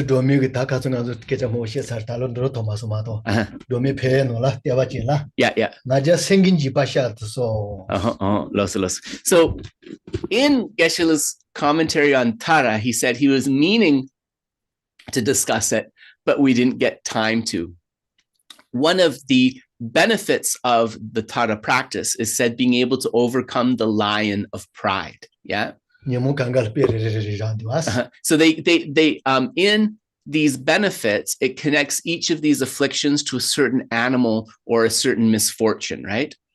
This one, True. Yeah. So attachment is compared to like flooding waters, for example. Yeah. So there's a beautiful kind of like visual image or metaphor for each of the afflictions that the practice overcomes.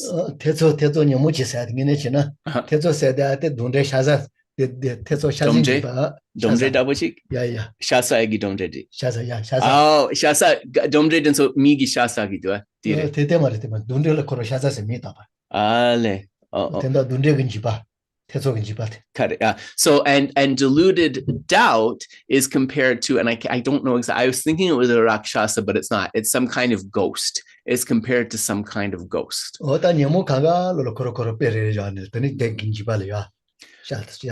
So each of those afflictions and kind of its particular metaphor, understanding that by going for refuge to Tara, we can overcome the fears of those particular afflictions. Geshe was wondering if ignorance, if the fog of ignorance, the timuk, if this is compared to a thief or a bandit, maybe something like that.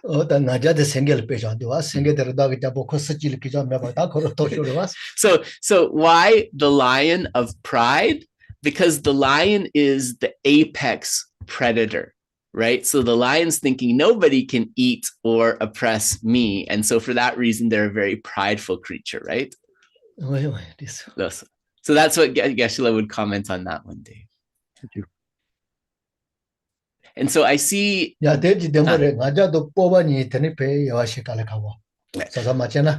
we're not careful, though, it can be hard to differentiate between this pride and this courage, definitely.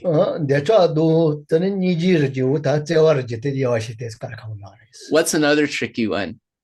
Attachment and compassion, or attachment and genuine love. Sometimes difficult to differentiate between those.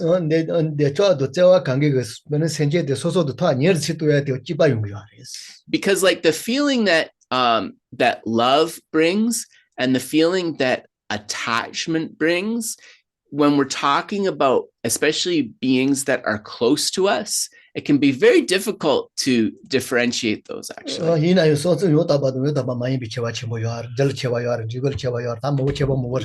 in that case, how do you differentiate between like that love that's a genuine mind and the one that's contaminated with attachment? We can think about it. Ale. Gyudang? Right. There's a difference from the point of view of the cause. There's a difference from the point of view of the nature. There's a difference from the point of view of the result. So many things to consider in those cases. But they, like we said, like in some ways the feeling of them is very similar. So it's our job to kind of differentiate between those two. So I see a lot of other hands. I think B was the first one. So go ahead, B. Well, as I have discussed here before, I often ask questions from other lineages. So I've been listening to teaching from other lineages. And one day a thought crossed my mind that would it be accurate or would it be too audacious for me to say that all of Buddha's teaching, if it is given in words, if it is communicated through words, are only the finger pointing to the moon and not the moon itself. Yeah. Okay, I got you. Even the definitive teachings on emptiness and stuff. So both provisional and definitive. Okay. Yeah. Nanso ko chugin mambochi ne sungchen yangire tua dene semla chik sharswa nanso dawadi dang nanso lakpa zuguzuya chik yere rwa sangegi ka karina yang drangdun yina dra ngendun yina dra di lakpa zuguzuya dawadi yeres matok dawarang mares di labna digirebes.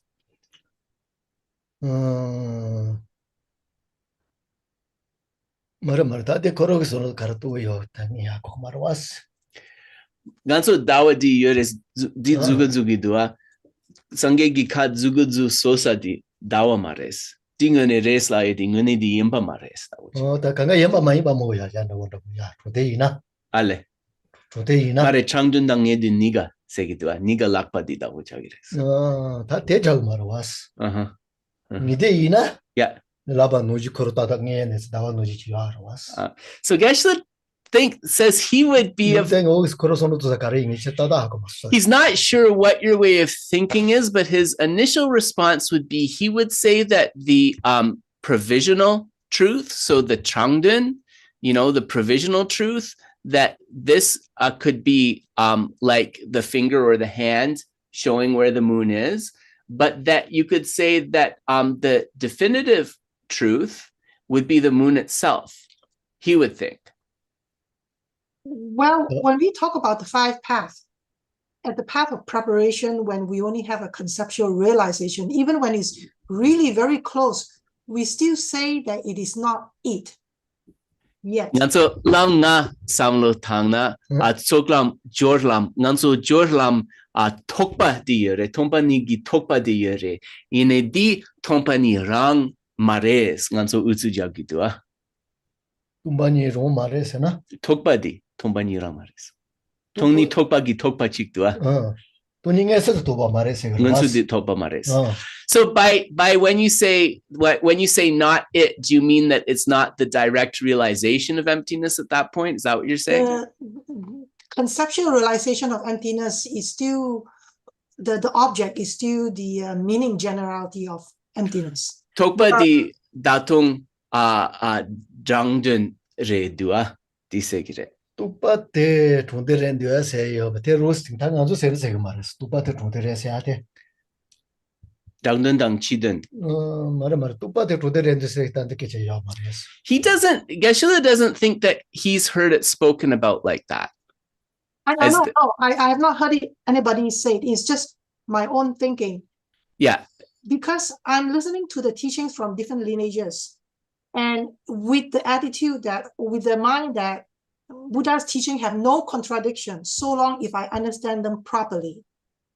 Yeah, ko sungshu mambo shune chogin ramandra nyene roa tompa chomden degi sungshu kari yena gelwa mepa nanso yapo hakona dene gelwa mepa chagire duas. Ya til dun gawayo ba inayo tel tante tendal poge pedo yoba chuchore demore deres. This is true. So from the point of view, even if the words are in a seeming contradiction, the meaning that they are trying to express can be seen as without contradiction. Yes. 손지가 가래이나 존대이나 자만도요 말에 가래세를 된다 된다 질 손노도네 보게 숨기와래. So even the provisional teachings of the Buddha, where we say that there are some things that are stated that are not the final view of things, we can't say that those are false, because what happens is through understanding those initially, they can illuminate how things really are. Yeah. So those provisional meanings are going to help slowly direct us to the definitive meaning, right? I am referring here more to the definitive teachings, of ultimate truth. And obviously it is described, the Lama Tsongkhapa seems to be like one side, and all the other seems to be like on the other side. And I think that can't be true, you know? And then they all have all these articles criticizing each other like intellectually, politely. But I find that they use the same word, but when you nail them down what the word means, they will give different meaning. Okay, so what's your question? Back to where I was, that even on the definitive meaning teachings, so long as communicated with words. Right. It's just the finger, not the moon itself. Right. Okay. Yes. Now I see what you're saying. Okay. All right. Okay. Let me try to put that into Tibetan. Nganso perna nganso ngendun drangdun pasha ngendun samlo tangna rwa dene chugi mambo nyengyu tsang ko semla didabuchik sharswa Lama Tsongkhapa tawachik yores ane jendag dinso chatsangwa didang menjawa gitawa chik duas rwa dene di samlo tangna rwa konso chatsangwa ngendun treshe jaya tauchi chegi yeres rwa ine gelwa metsang rwa chatsangwa sangya gikare dua gelwa metsang ngendun din so konso yang dawa mares sikla tene drogi utsang konso dawa di yores gilakpa di matok dawa ngene mares kodise giresa. Yeah. So Geshe is saying he now understands, he thinks what you're trying to say, and he can't find fault with that, right? So like if you're thinking in this way, yes, like that actually does make sense. It does make sense, sure. Yeah.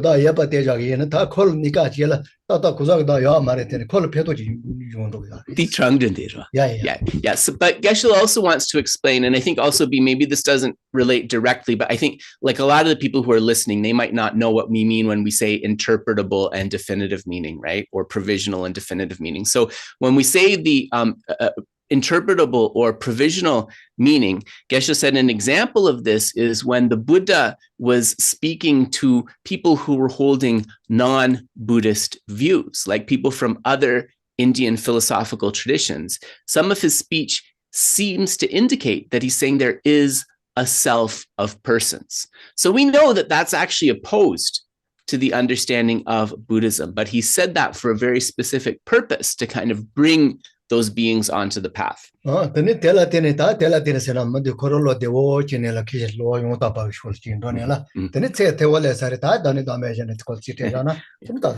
that kind of gets them comfortable and gets them sort of open-minded. And then once they listen to more of the teachings and understand more, then will come the time to challenge that view. And the view of selflessness is going to be proclaimed, right? So that's how the two work together. So when we say a provisional meaning or an interpretable meaning, we shouldn't just immediately dismiss that as like, okay, it's like not important because it's not the definitive meaning, right? There are a lot of reasons why those provisional meanings were explicated by the Buddha. So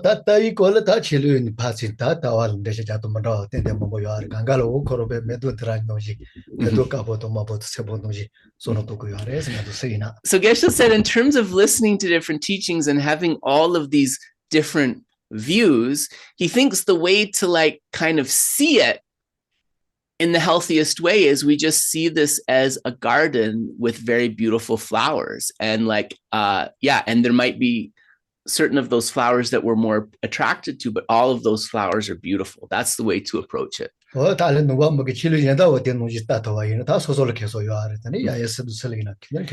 we can even take that open-mindedness beyond Buddhism, right? To try to see all of the great religious traditions of this vast world as flowers that bring the nectar to their particular disciples, right? Yeah, so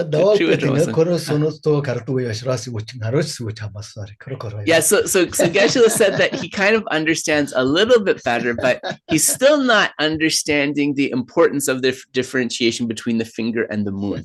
He's still not understanding what's the feeling that brings up in you, I guess. Because if it is just a finger, there's room for discussion. Oh, okay. If it's the moon, then that's it. It's final. Dawang dene ketchishe samandus karinsen na dega rangre lave matok royine tsik mindrawa yutsang lakpati dabores dening ansu patsu taksu tang chogires di mina samlo tang chogire to us. No, then that's absolutely correct. Yes, he would agree with that.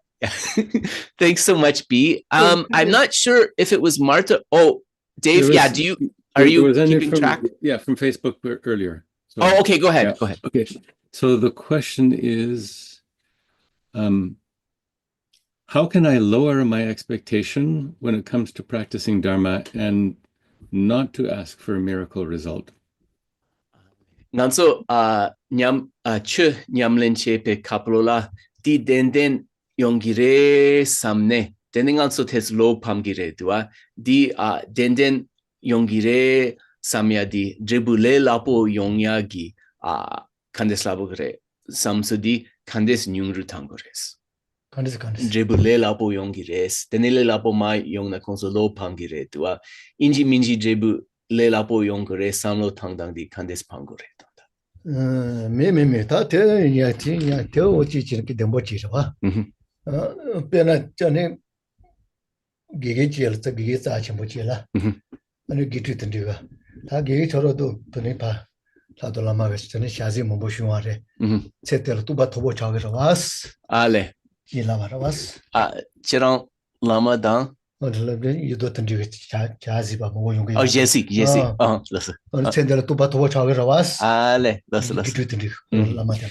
So there was a very great realized Lama. And one of his students who was very close, right? I guess, so who knew about his experience, he said, that you've had many sort of visions of the various yidams and the lineage lamas. So you must be going to reach realization very quickly, no? So the Lama gave a response, which he thinks might help this person with their question. Listen. So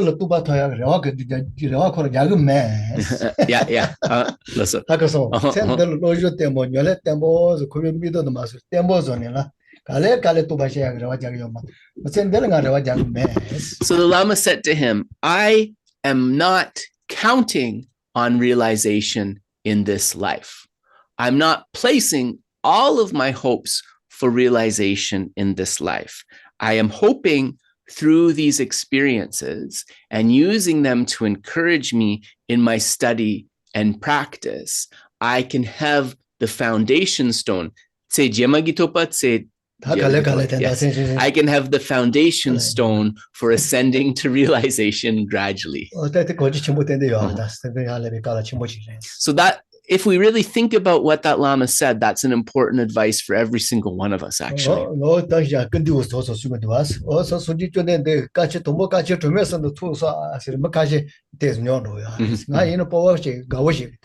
It's also how we frame things, right?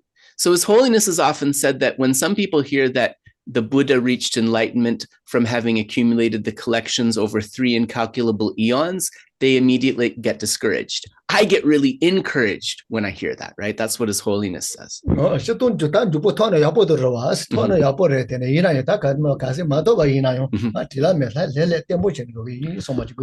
if we get there really quickly, of course, that's great, right? We're not putting that down. That's fantastic. But if you're able to kind of rejoice in the process, just thinking I'm putting the things in place and slowly, I will get there. This is also a really healthy view.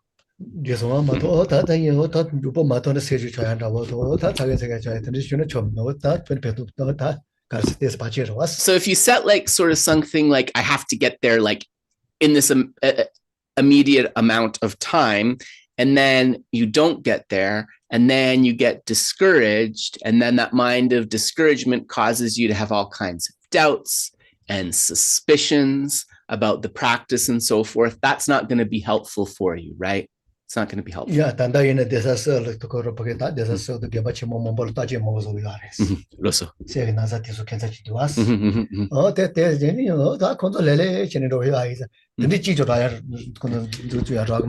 So we want to cultivate in an open-minded way, and in part that means kind of not like grasping like that. So recently there was some scientific research done about different kinds of Alzheimer's and dementia.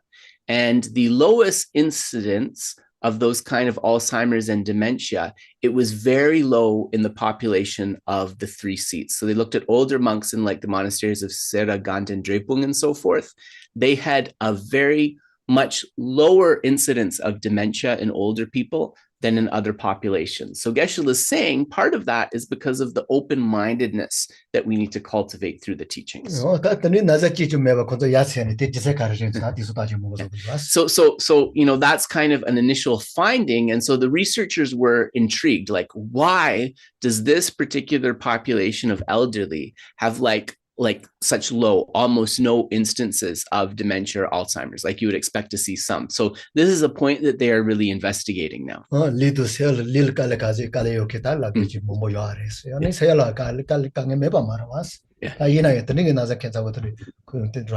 So Geshe is just saying, to be clear, like, you know, the older population at the monasteries in terms of like physical ailments, there's plenty, right? There's a lot of people that are in really kind of rough physical shape in their old age. And he's not saying that there's no kind of mental difficulties at all. Of course, as we get older, we experience mental difficulties. But this particular kind of illness, of Alzheimer's and dementia type of things, this is like low to almost non-existent in the research that this person's doing.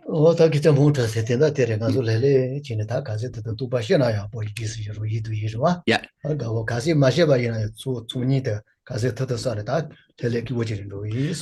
So Geshe said just to this person, he would say, just, you know, we have to be relaxed, and that if I get to that realization quickly, then that's great. But as long as I continue to put efforts into accumulating the 2 collections of merit and wisdom and stay there making those foundations, I can be relaxed about that. I'm going in a good direction. So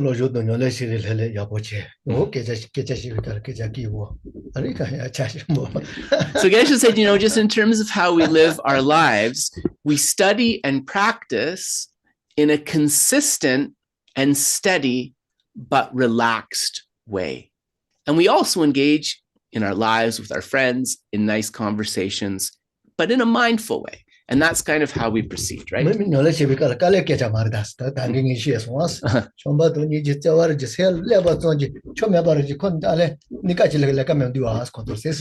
Let's also really clarify that like practice is not supposed to be this painful thing. It's like not like the more painful it is, the more it's practice. We've said so many times, right, through developing love and compassion and really mixing that with the mind, then the result of that is a lot less stress, a lot less narrow-mindedness and unhappiness, right?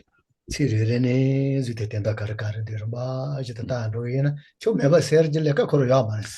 even if we just engage in, like, for example, looking at what we've learned, trying to put that into like a path progression, like the orders of the points I'm going to cultivate, and doing that with like a kind of joyful mind of curiosity and proceeding in a very relaxed way, that really leads to a special kind of happiness.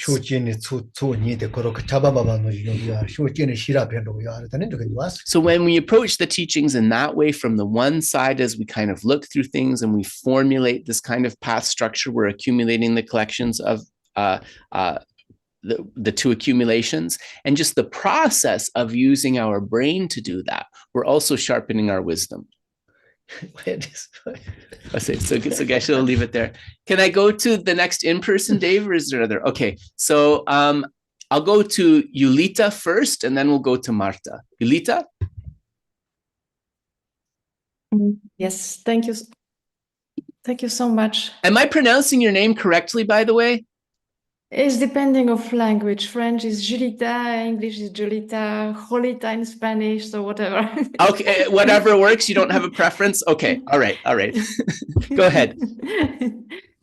Actually, I would love to repeat my question. It was, I feel, unfinished last time about this connection of Sotapanna and seven remaining lights, and connection with Mahāyāna.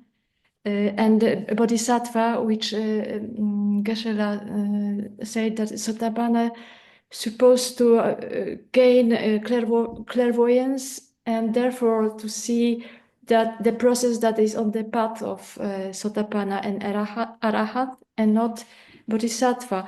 I'm always searching this connection of this path, and Geshe last said that it was a story about Sotapanna, which I don't know the story, and I am curious about the story.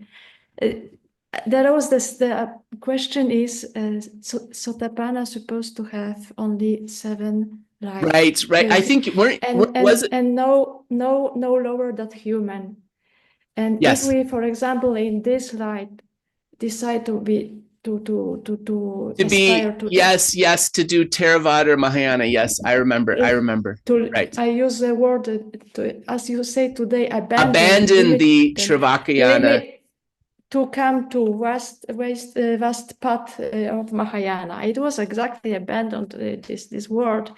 So if we decide, for example, now I would like to be in the path of Bodhisattva, but if there is from previous life this warranty of not fall down to become the next life animal, because Sotapanna is supposed not to fall down on. If it's already Sotapanna, he will not be reborn as a lower that. So I'm getting a bit confused. So can I clarify something with you to make sure I'm understanding you correctly? So to me, I'm just going to say to you what I understood, and then you tell me if this is correct or not. It sounds like you're saying because this stream enterer, because this Sotapanna has like this fixed number of lives before moksha, before liberation, and can't ever fall into a lower rebirth than human being.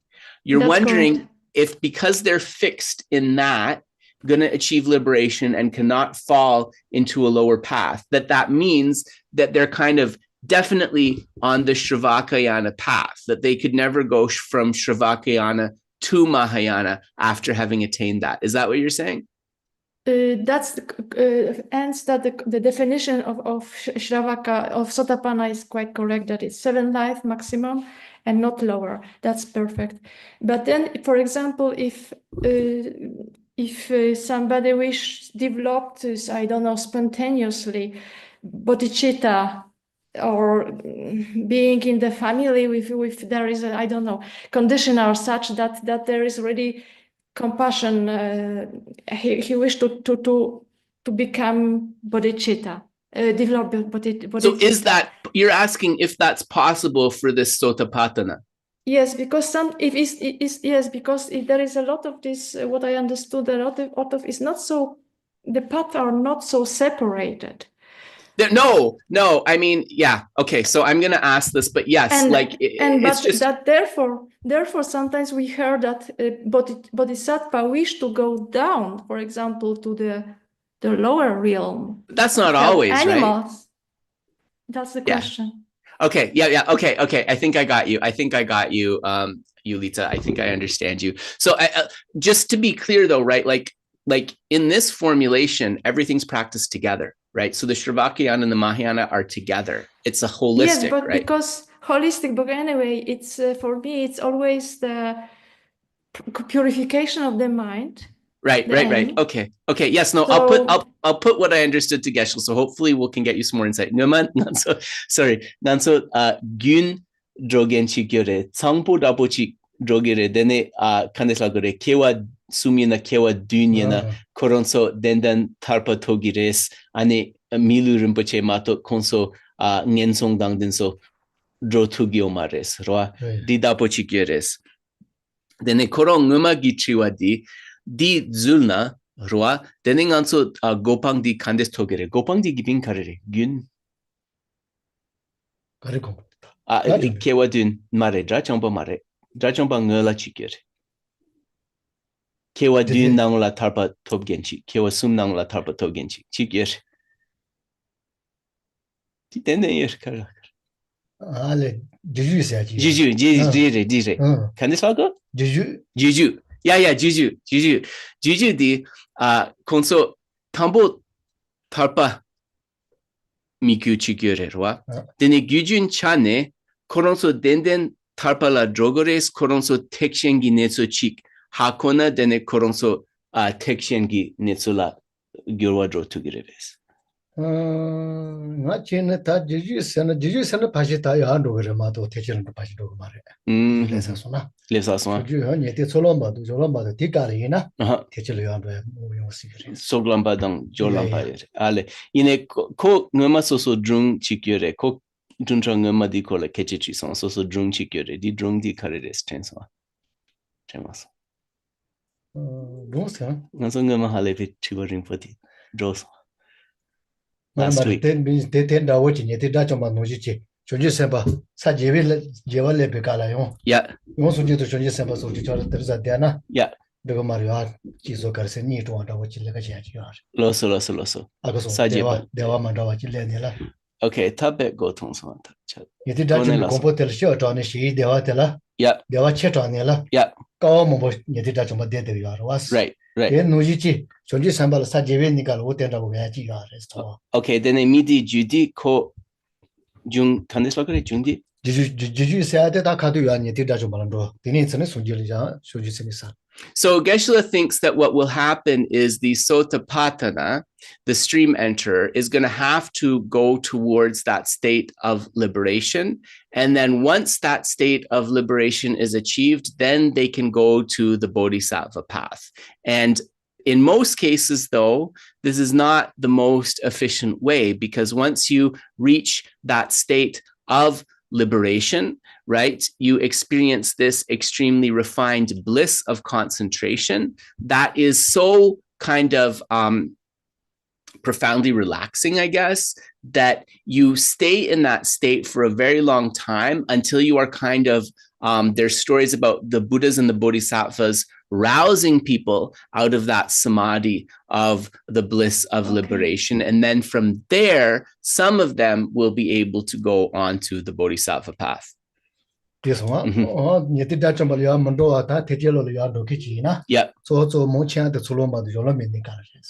for most of those who start out as a Sotapatthana and indeed who achieve any attainments on the Śravakayana path, Tsoklang Dang Jolam, the moving over to the Mahāyāna will not happen until the Tsoklam Dang Jolam Sana Tambu Nidenso. Until they reach the paths of accumulation.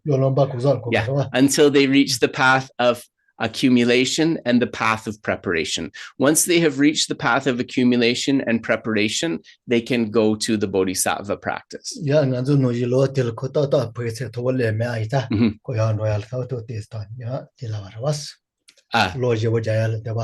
So once they're up to those levels, then it's a little bit easier for them to switch over. But experience of Nibbanic experience is very close to emptiness, realization of emptiness.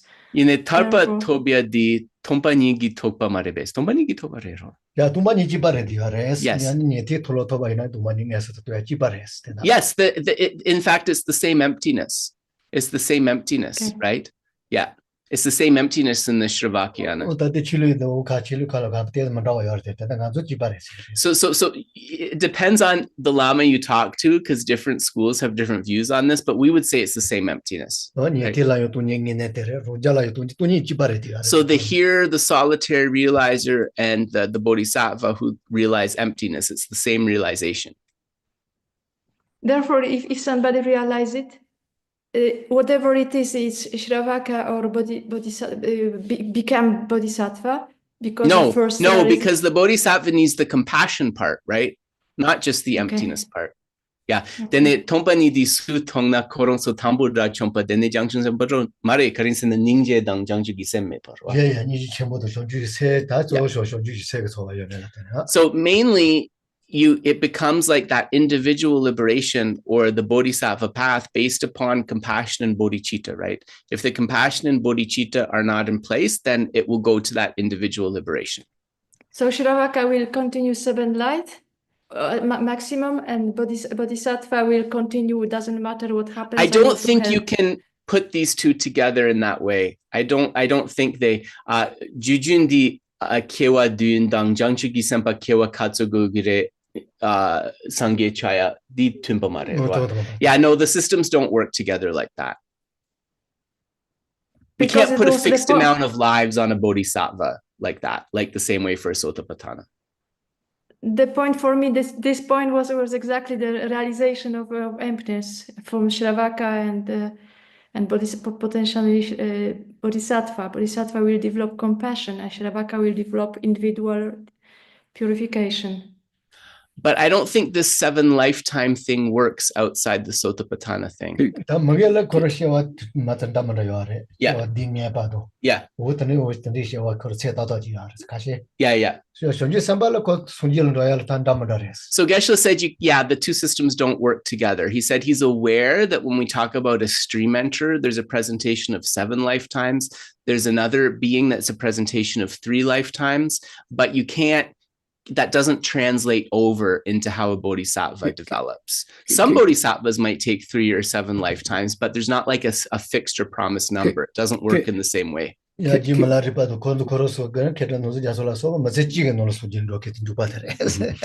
there's even examples of beings that go from an ordinary being to completely enlightened in 1 lifetime, like Milarepa or Kedrup Norsang Gyatso, right? Gyawa and Sapa and so forth. Can I ask, is the question really about whether the 7 lives is obligatory or optional? It's optional. It can be that, for example, if you Dave realize now today, it's maximum, right? Maximum, right? Yeah, it's maximum. If you work very hard in this life, this life, maybe you become arahant, and then it's total liberation. But you're guaranteed in 7 lifetimes, right, Yulita? Yeah. Okay. I just want to make sure I'm understanding. And lower, the next life will be not lower than human. Than human. Kewa dun nangla den drogires jangshub sempa nangla seriamentua drotang sadang. Yeah. So there's not a similar. I just confirmed it with Geshe Yuli. So there's not a similar thing of like definitely in 7 lifetimes you'll get to this realization in the bodhisattva path. It doesn't work in the same way. So after the realization. After the first realization, we should somehow work and decide about compassion, to develop compassion. Then we go. It can be either. Nganso tompa ni tope jela dene ningje drotugire do ine samsam ningje ngela drogire dene. Yeah, so that will depend, Yulita. Some people do the compassion bodhicitta piece before the emptiness piece, and the sharp faculty ones do the emptiness piece before the bodhicitta piece. Yeah. Okay, that's all this entanglement which I was exactly searching. Thank you so much. No problem, Yulita. Thank you. Thank you.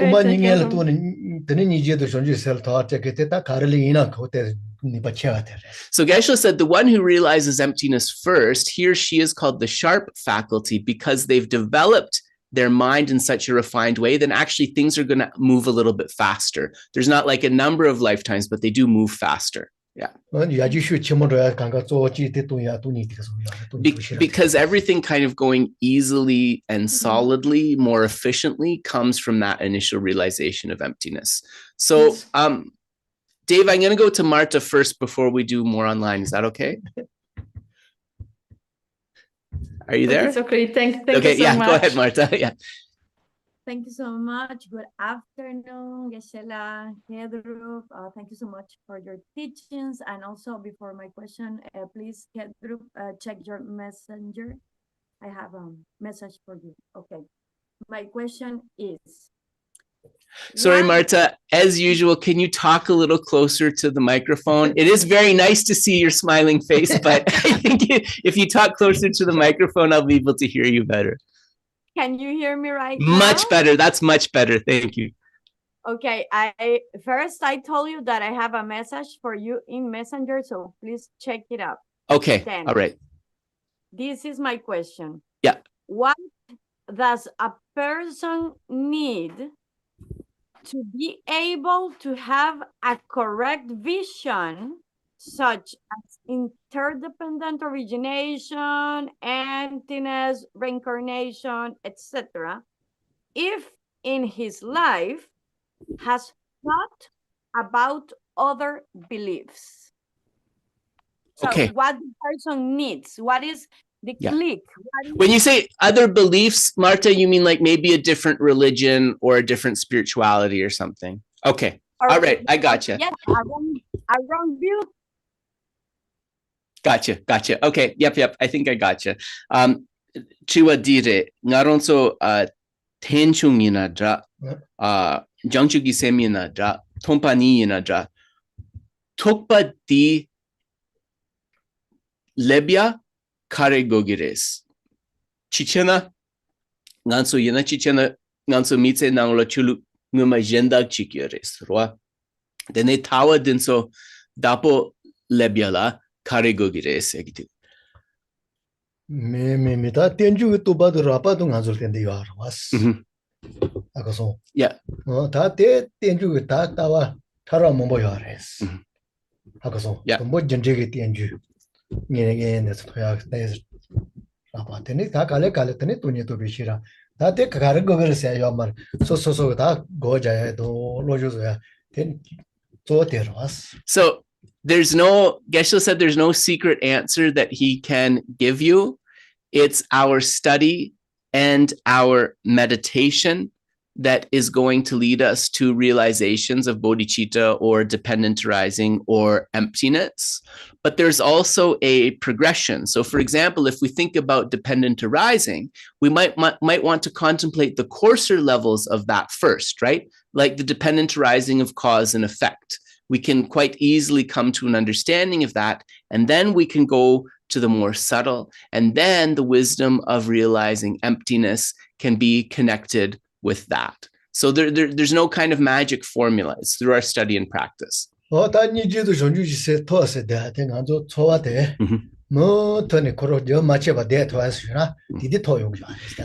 love, compassion, and bodhicitta, this realization is determined by a continuity.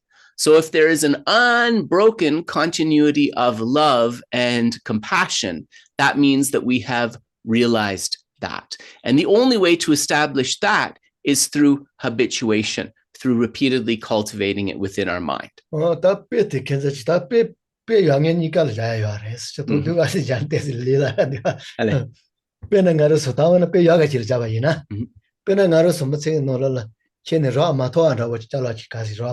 Yeah.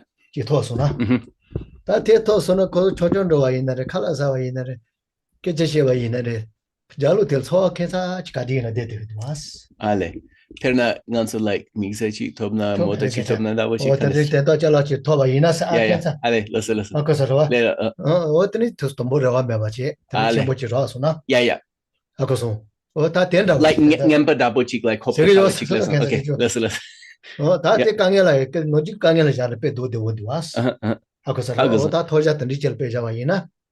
어다 된다고 이제 모두 존중해 줘와데 Kadine jabula 다디나 yares. 대대가 말했어 Ale ine kadine Torah tets Torah yares. Troa jalo, tets Torah dabutua. So Geshe said that continuity, when we talk about love and compassion and bodhicitta and so forth, that continuity of the love and compassion doesn't mean that you're like completely focused on love and compassion all of the time. What it means is that your experience is imbued by that. There was always like a flavor or a taste like that. It was like if you were to get an unexpected gift or win something unexpectedly, like something really substantial, you'd feel kind of really happy. And the happiness from that experience would probably be in the background of the days immediately following that. So that's what we mean by kind of like an unbroken continuum of love or compassion. So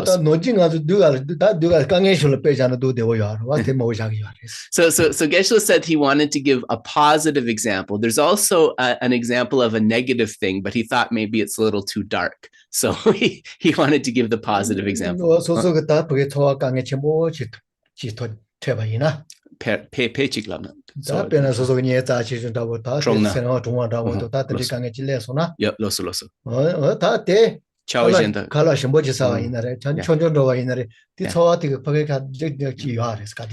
When we have the taste or the feeling of something unpleasant, maybe somebody close to us has passed away, or we've lost a good friend, that sadness, that disappointment, in the days immediately following that, when we eat our food, we're not going to enjoy it as much because there's still the taste of that sadness there. When we go about our other activities, right, we still feel that kind of sadness. So there's like a continuity that's happening. This is the example to illustrate that point.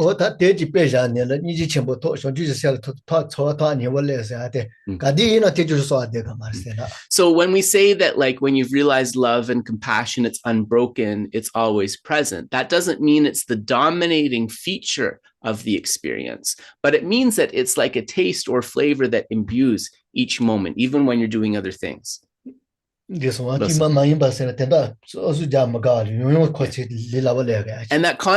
continuity also means that when we try to bring it up again, the love and compassion naturally just fills our mind, right? We don't have to like, okay, let's bring love and compassion. It just kind of unfolds very naturally.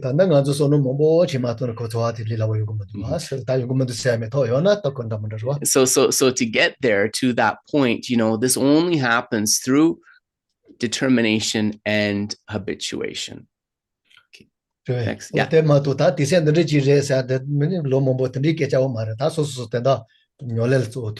Yeah, so it really depends upon our study and practice. There's no secret ingredient of like, if we definitely do this, then realization's guaranteed. Yeah, it doesn't happen like that.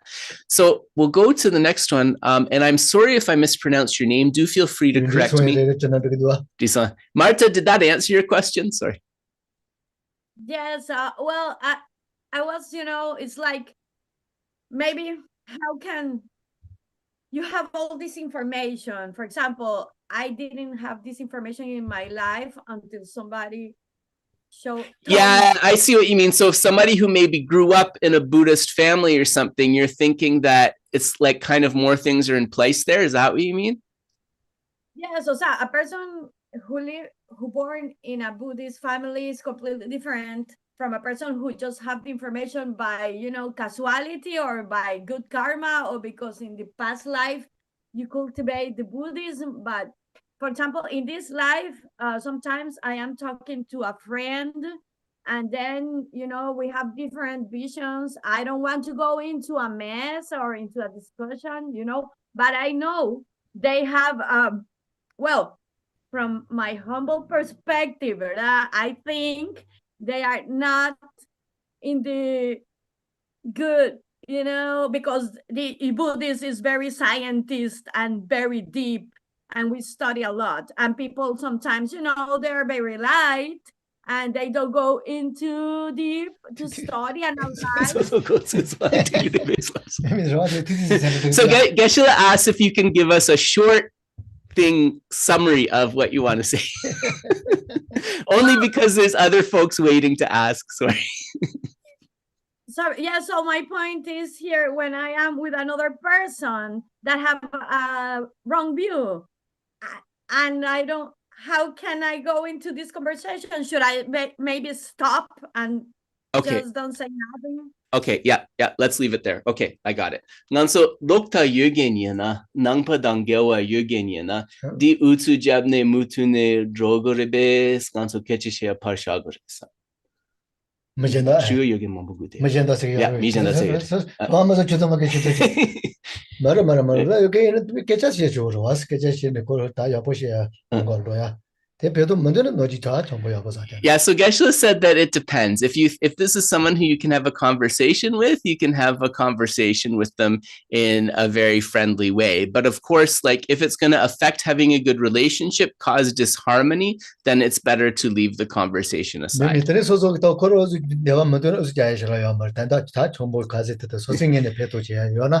If you know they don't want to have the conversation with you, don't insist on having the conversation, because abiding with them harmoniously is more important than being correct. Yeah.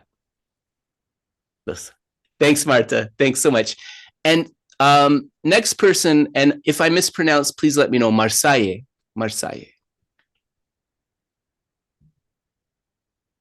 That's very good. It's Marseille. But it's Marseille. Okay, Marseille. Good. Okay, gotcha. Go ahead, Marseille. Yes, thank you. Thank you very much. My question is related. A couple of things. One is that I had a relative family member die recently, and I tried to do the Bardo prayer, and I felt the energy come right back at me. And I was talking with a psychic who said she doesn't know anything about Buddhism or any, she just doesn't get it. And she wants to hang around, and she's, so I struggle a little bit about what to do. The other thing is that I also was taking and I'm still enrolled actually in this channeling course. And the teacher talks about the angels. She did say and the Buddhas and stuff, but I don't think she's really very knowledgeable in that respect. And I get really, how do I put this together? You know what I mean? How do you put this together with like the Buddhist principles that you're hearing about in this class kind of thing? Is that what you're asking? In my own mind, whether yes, the Buddhist principles, but also how do I visualize this? How do I, if I'm, am I talking to the Buddha? Am I talking to an angel? Am I talking to it's kind of how I conceptualize this. So if you had to like distill it into like, how do you put these two, like, are you trying to figure out a way that these two things are kind of like cohabitating? Yeah. Okay. Yeah. So what you're learning with like the spirituality and the channeling class and talking about kind of contacting those beings and how this relates to like a Buddhist understanding of Buddhas and Bodhisattvas and something like that. Yeah. How I can harmonize it within myself. Harmonize it within yourself. Okay, I got you. I think. Yep. Nanso ko tanda nampa mayimpa gi netsu perna nganso di Christmas couple kandro dinso dapo yore wa yishu gi kandro dinso da. Dene mi chik kandis kandro dan dinso yore dene konso la babgen da buchik sogores dene konso dan kecheshe yores di nganso di sangye dan Jangchu gi sempa jelsi gogire sangye dang jangchub sempa jinlap chik shugores dinso sem nangola nyamdu de tubia tawa mindrawa ni dinso nyamdu de tubia kandes chikresa me ta tedo kari sosolo page karsekar no le lido selka kari pe yona yo tezinya hakoson oh ta kanga ta karsekar sosolo Śāntarakṣita which is Yeah. So Geshe said he doesn't know anything about channeling and things like this, but with the different things that you're learning, he would never impose something, but he would say whichever of those things are beneficial to your mind, that you just kind of like continue with those and practice those. And then the things that are not, you leave those aside. So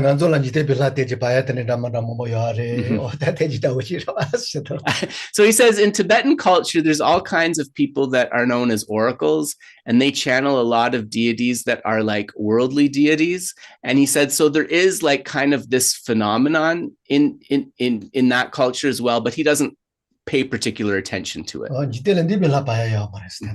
But the most important thing to understand is that in terms of channeling, it's not possible to channel a non-worldly deity. In other words, the entities that are channeled are not 100% reliable. But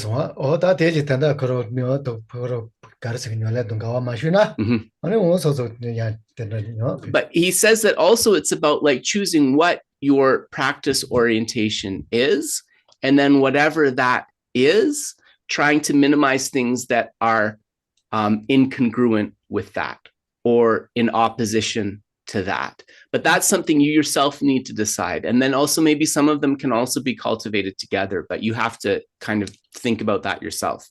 But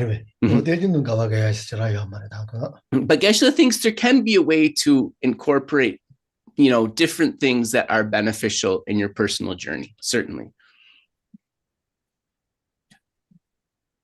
Thank you very, very much. Thanks so much, Marseille. Thank you.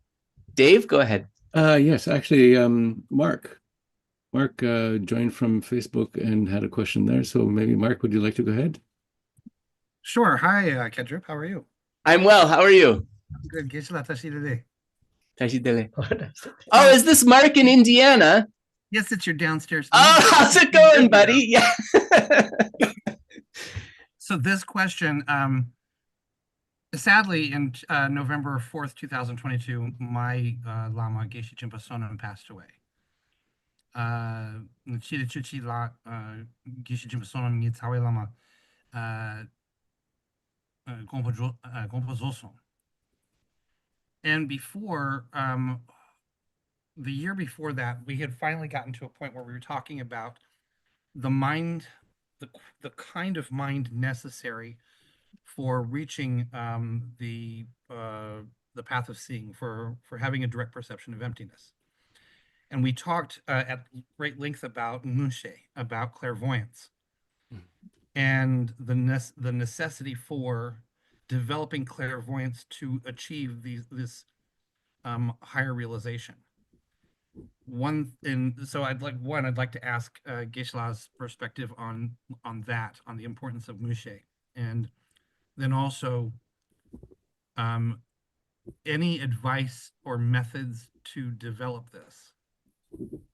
Yeah. So Mark, I'm just going to say your question back to you because you were clear, but the sound was very, very faint. So in your conversations with your late teacher, Geshe Jinpa Sonam, who passed away a couple of years ago, you had talked about reaching the path of seeing and about reaching this direct realization of emptiness. Yeah. And he was of the opinion that in order to really kind of get to that point, there was some aspect of ngunche, of clairvoyance, that is necessary. So you wanted to ask Geshe-la, does he share that opinion that some clairvoyance is necessary to get to that point? And if so, how to develop it? Did I get you? Yeah, just as an aside to help you understand a little bit more, in this journey, I discovered a man named Russell Targ. You can find his TED Talk online where he talks about the development of remote viewing or Mushe. And in his 30 years of study and finding that this is actually a real phenomena, he discovered that Master Nagarjuna had already discussed it. So he wrote a book called The End of Suffering by his comparison of his studies and experience with Master Nagarjuna's words. Okay, gotcha. Okay. Then Lanzo dharamsala ngoshe bachik tua tene da lo nigi ngola korangi lama Geshe Jimpa Sonam Gampo zo soa tene Geshe la Gampo mazo ngola koronso tongni topa tonglam di korla keche mambo she soa ane tongni ngosu topa di ngone lebiala Geshe Jimpa Sonam chena ngunche tets dapochi gogires tongni topa di ngone lebiala ngunche denden gogirebes di triwa tambo dires Geshe la di kola samso karias ane triwa nipa di ngunche tets drub gunayang ngunche di kandes kegores kandes jangtar te tugires dene ko inji gi kepachik ngunche gi korla lo sumshu gi jibjuk chegi yores dene ngunche tets kiene kandes laukare di dundam dempa samso di thang gumpo lundrup ki dundam dempa samso di dabo chik chatsare dua di sur side gi ne su chikre ine so di ngunche gogi yodang me gona kandes kegas nga chinen ngeshi ro no ro ta nga zo ta ro ngeshi ro go ya mares loso akaso ta ina ngeshi da wo ta ko che to mo le to tong to ko was so Geshe said that first of all, Mark, he would think that you're speaking from the sutra perspective. So if you are speaking from the sutra perspective, he wouldn't say that ngunche, that clairvoyance is necessary to get to that path of seeing, to get to that direct realization of emptiness, but he could say that it's definitely possible that it's present for those that get there. Toni topeshera kegenden so kashe yore kashe omare labna digitwa. me shoji samarwa Yeah. tomboni shoji samar ro ke ji na ro Yeah. tomboni jo to ngeshi to teji ro ya mare ngeshi to teji debin de cha ongor was to mo So the first thing we have to identify is, from the Buddhist perspective, what's necessary to really have reliable clairvoyance, and that is the abandonment of attachment, the abandonment of döchak. Döchak pangne dene ngunche ngune legire. the tangi ngeshi se atela de cha pa ko el to so devate chimbo yores So the development of clairvoyance and the diminishment and abandonment of attachment are very much related to each other. this one what I in meditative ke cha ya mores ta to mani ngesa to se atela ta ina ne se ta ngeshi no ji ko ne se tisa wo mo to gres But as the practitioner that soglong dang jolam jodi to ngesa to gde to ngesa to ro wa to ngesa to be ka ngeshi no ji ta damanda ne se mo to ro was to pick up la. Yeah. So also then having realized emptiness, along with that understanding, different types of clairvoyance can unfold, which can allow one to see and apprehend many things. In ngun to bangela kongun to bangela kechechigire tua. So I just asked Mark, for your purposes, I was trying to get Geshe to give his opinion. He doesn't think clairvoyance is necessary to have that direct realization of emptiness. Well, what is then the nature of the direct realization of emptiness? Dene ngunsu tokpe sherabdi gingo kandes chikres. Yes, to be shira tigango kandis resana ta ko chene do la to sunde nyondo ko toni ko se shu to It's a mind that is the union of śamatha and vipaśyanā, the union of concentration and special insight, which has an incontrovertible realization of emptiness. Then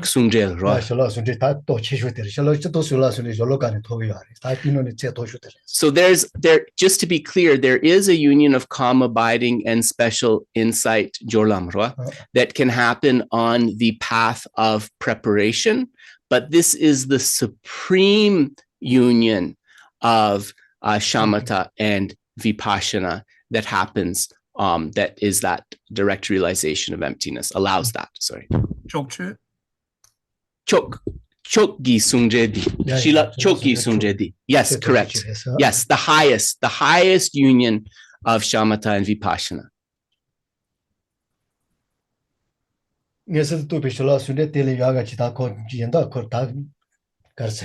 Shilak Sungje Kadis.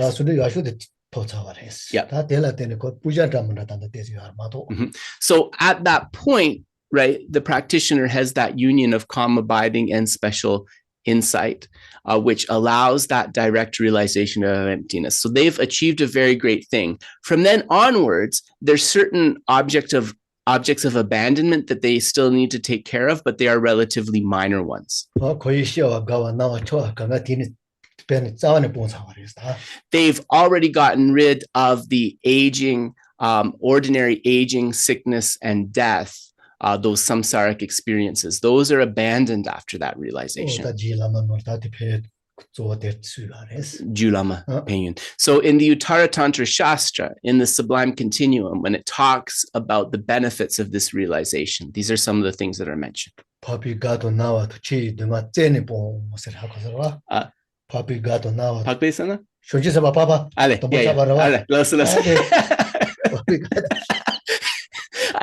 This is really bad. I shouldn't probably tell people this, but as a student of Tibetan, Mark will appreciate it. I always have problems differentiating between the word for Arya and the word for pig, because in my mind, they sound extremely similar in the Tibetan language. But anyways, the quote is, the Arya Bodhisattvas have abandoned ordinary aging, sickness, and death. But he would say that you were asking like what the nature of it is, what the essence of it is. It's that supreme union of calm abiding and special insight, of shamatha and vipaśyanā. And that emptiness that is realized, it's that supreme emptiness that is realized. There is nothing superior to that. They can see, in other words, they can see emptiness, just like Geshe can see those flowers sitting on his table. So a follow-up, if it's okay. Sure, of course, yep. Because this has been like the raspberry seed in my wisdom teeth for the past 10 years. Yeah. And for a long time trying to find the exact words, because Geshe really is pre-seeing. It's pre-seeing. So what Russell Targ was discussing in remote viewing is this mind that's able to see without using the eye faculty. So when we say vipaśyanā and śamatha, this shine and lakton, yeah, we talk about those two things. There is a huge, and you know this, corpus of people who misrepresent what that is. Just sitting down on a Saturday Dharma Center's shamatha practice is not the same thing as reaching these levels. So when we say shine and lakton, we are talking about the 8th and 9th mental stage, the semnegu. Yeah. So at that point, you have developed stability, clarity, and intensity with the mental object. And now you're not really using the same mind I'm using when I look at a can of beans at the grocery store, right? Yes. So that kind of mind there is also said that at this higher level, when we reach these higher levels of meditation, that the mind starts to develop other qualities that are not there for the ordinary being. Yes. So yes, as you're reaching that state of union, right? As you're cultivating those. Yeah. So when you reach that state, that's the state of mind that you're going to need to be able to hold it on that abstract of emptiness, correct? Yeah. So can you talk a little bit about that quality of mind, that nature, without, I guess Geshe isn't appropriate. I don't think that's the right word. I think that's a totally different it's almost like malleable or utilizable, like yeah, I understand what you mean. I think so. I think I got the gist, Mark. I'm going to try, and then Geshe will answer. Hopefully we'll get there. Then it ngaronso di shilak sungje labna roa nganso perna shilak sena shine dapo hakogure doa karin sena di mambochi nganso shine sena śamatha nganso chotso kaplola sem lulu chaya dang gom jamne di dapochik yongire sine di mare roa semne gugi nanglola roa nepa jepa gupa matok shine ngene yongya yomares roa di dang laktong niga dapochik ngunsu topa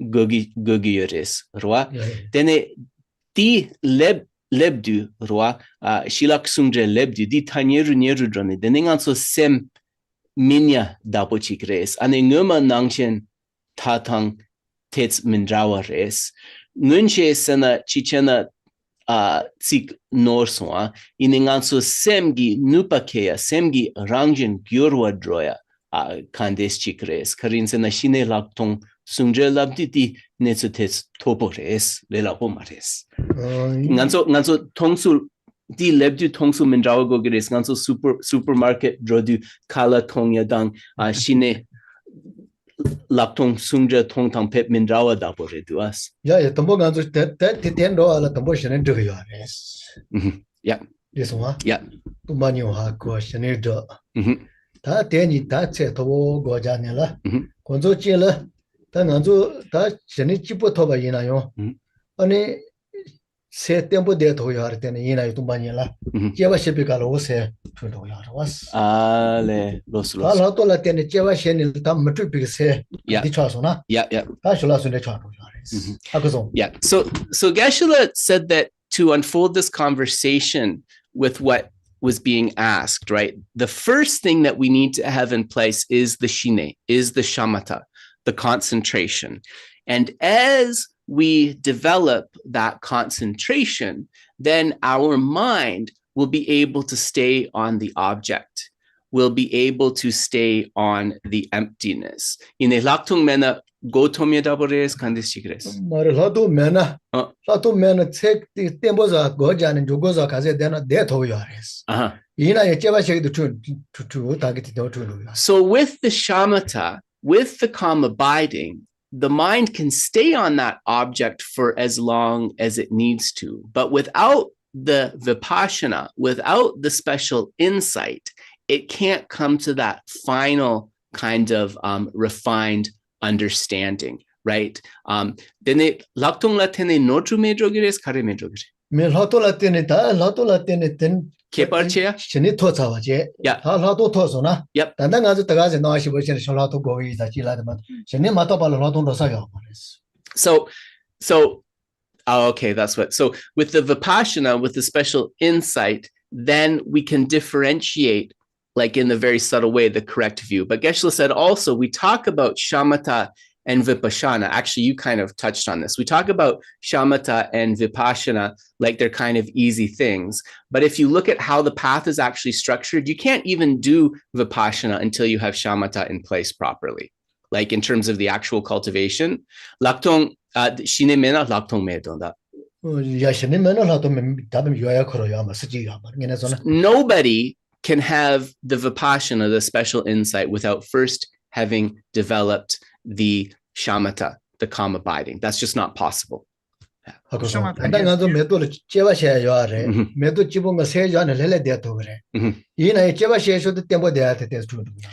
happens without the vipaśyanā is that with the śamatha, you can stay on those flowers and you can focus on that object.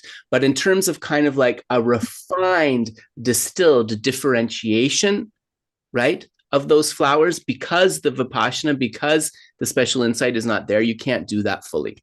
So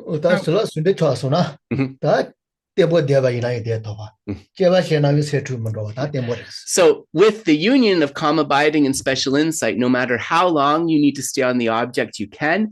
And with that concentration together, you have that power to differentiate and refine also without getting confused.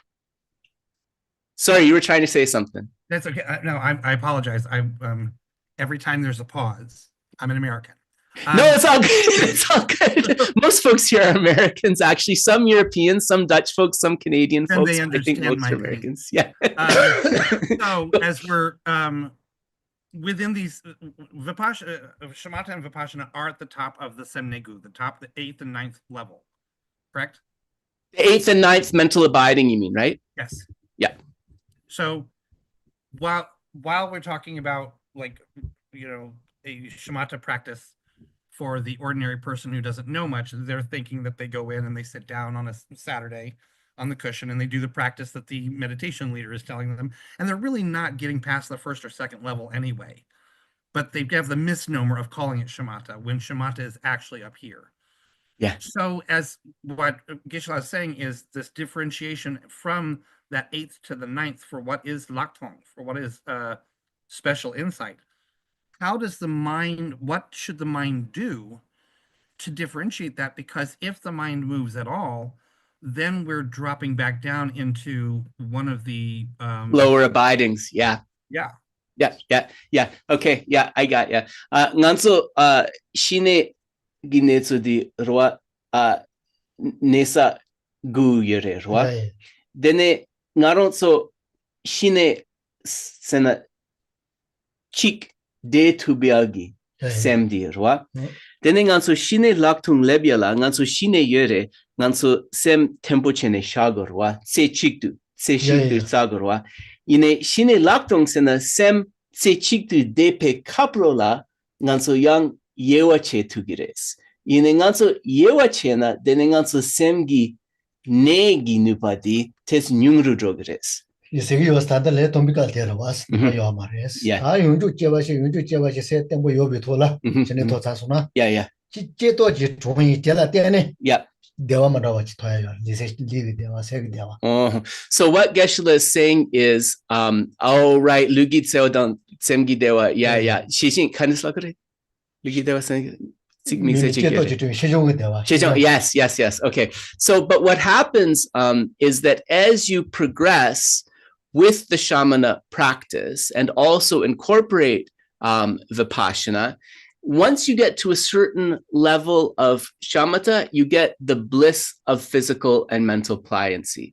Once you get the bliss of physical and mental pliancy, then you can utilize this vipaśyanā without disturbing the mind.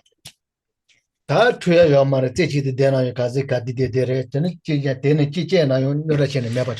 you're not going to get thrown off. You can stay on the thing and you can also do some examination and you're not going to lose track. Yeah. That makes total sense and I appreciate that. However, thanks so much, Mar. I'm going to shut up. I will formulate another question and send it to you for later this week. Sounds good. Yeah, you can email me. Yeah. Yes, thank you everybody for all of your questions today. And I did my best to translate them because some of them were pretty deep. So, maybe we revisit some of them next time. But thank you so much, everybody. And always remember, if you have to go somewhere, you can. But we do also love it when you guys stay and ask questions. Geshe said Dave's hand is still up, so he's wondering, is there one more we didn't get to? So thank you so much, everybody, for the great discussion and for staying with us, everybody. Take care. Bye.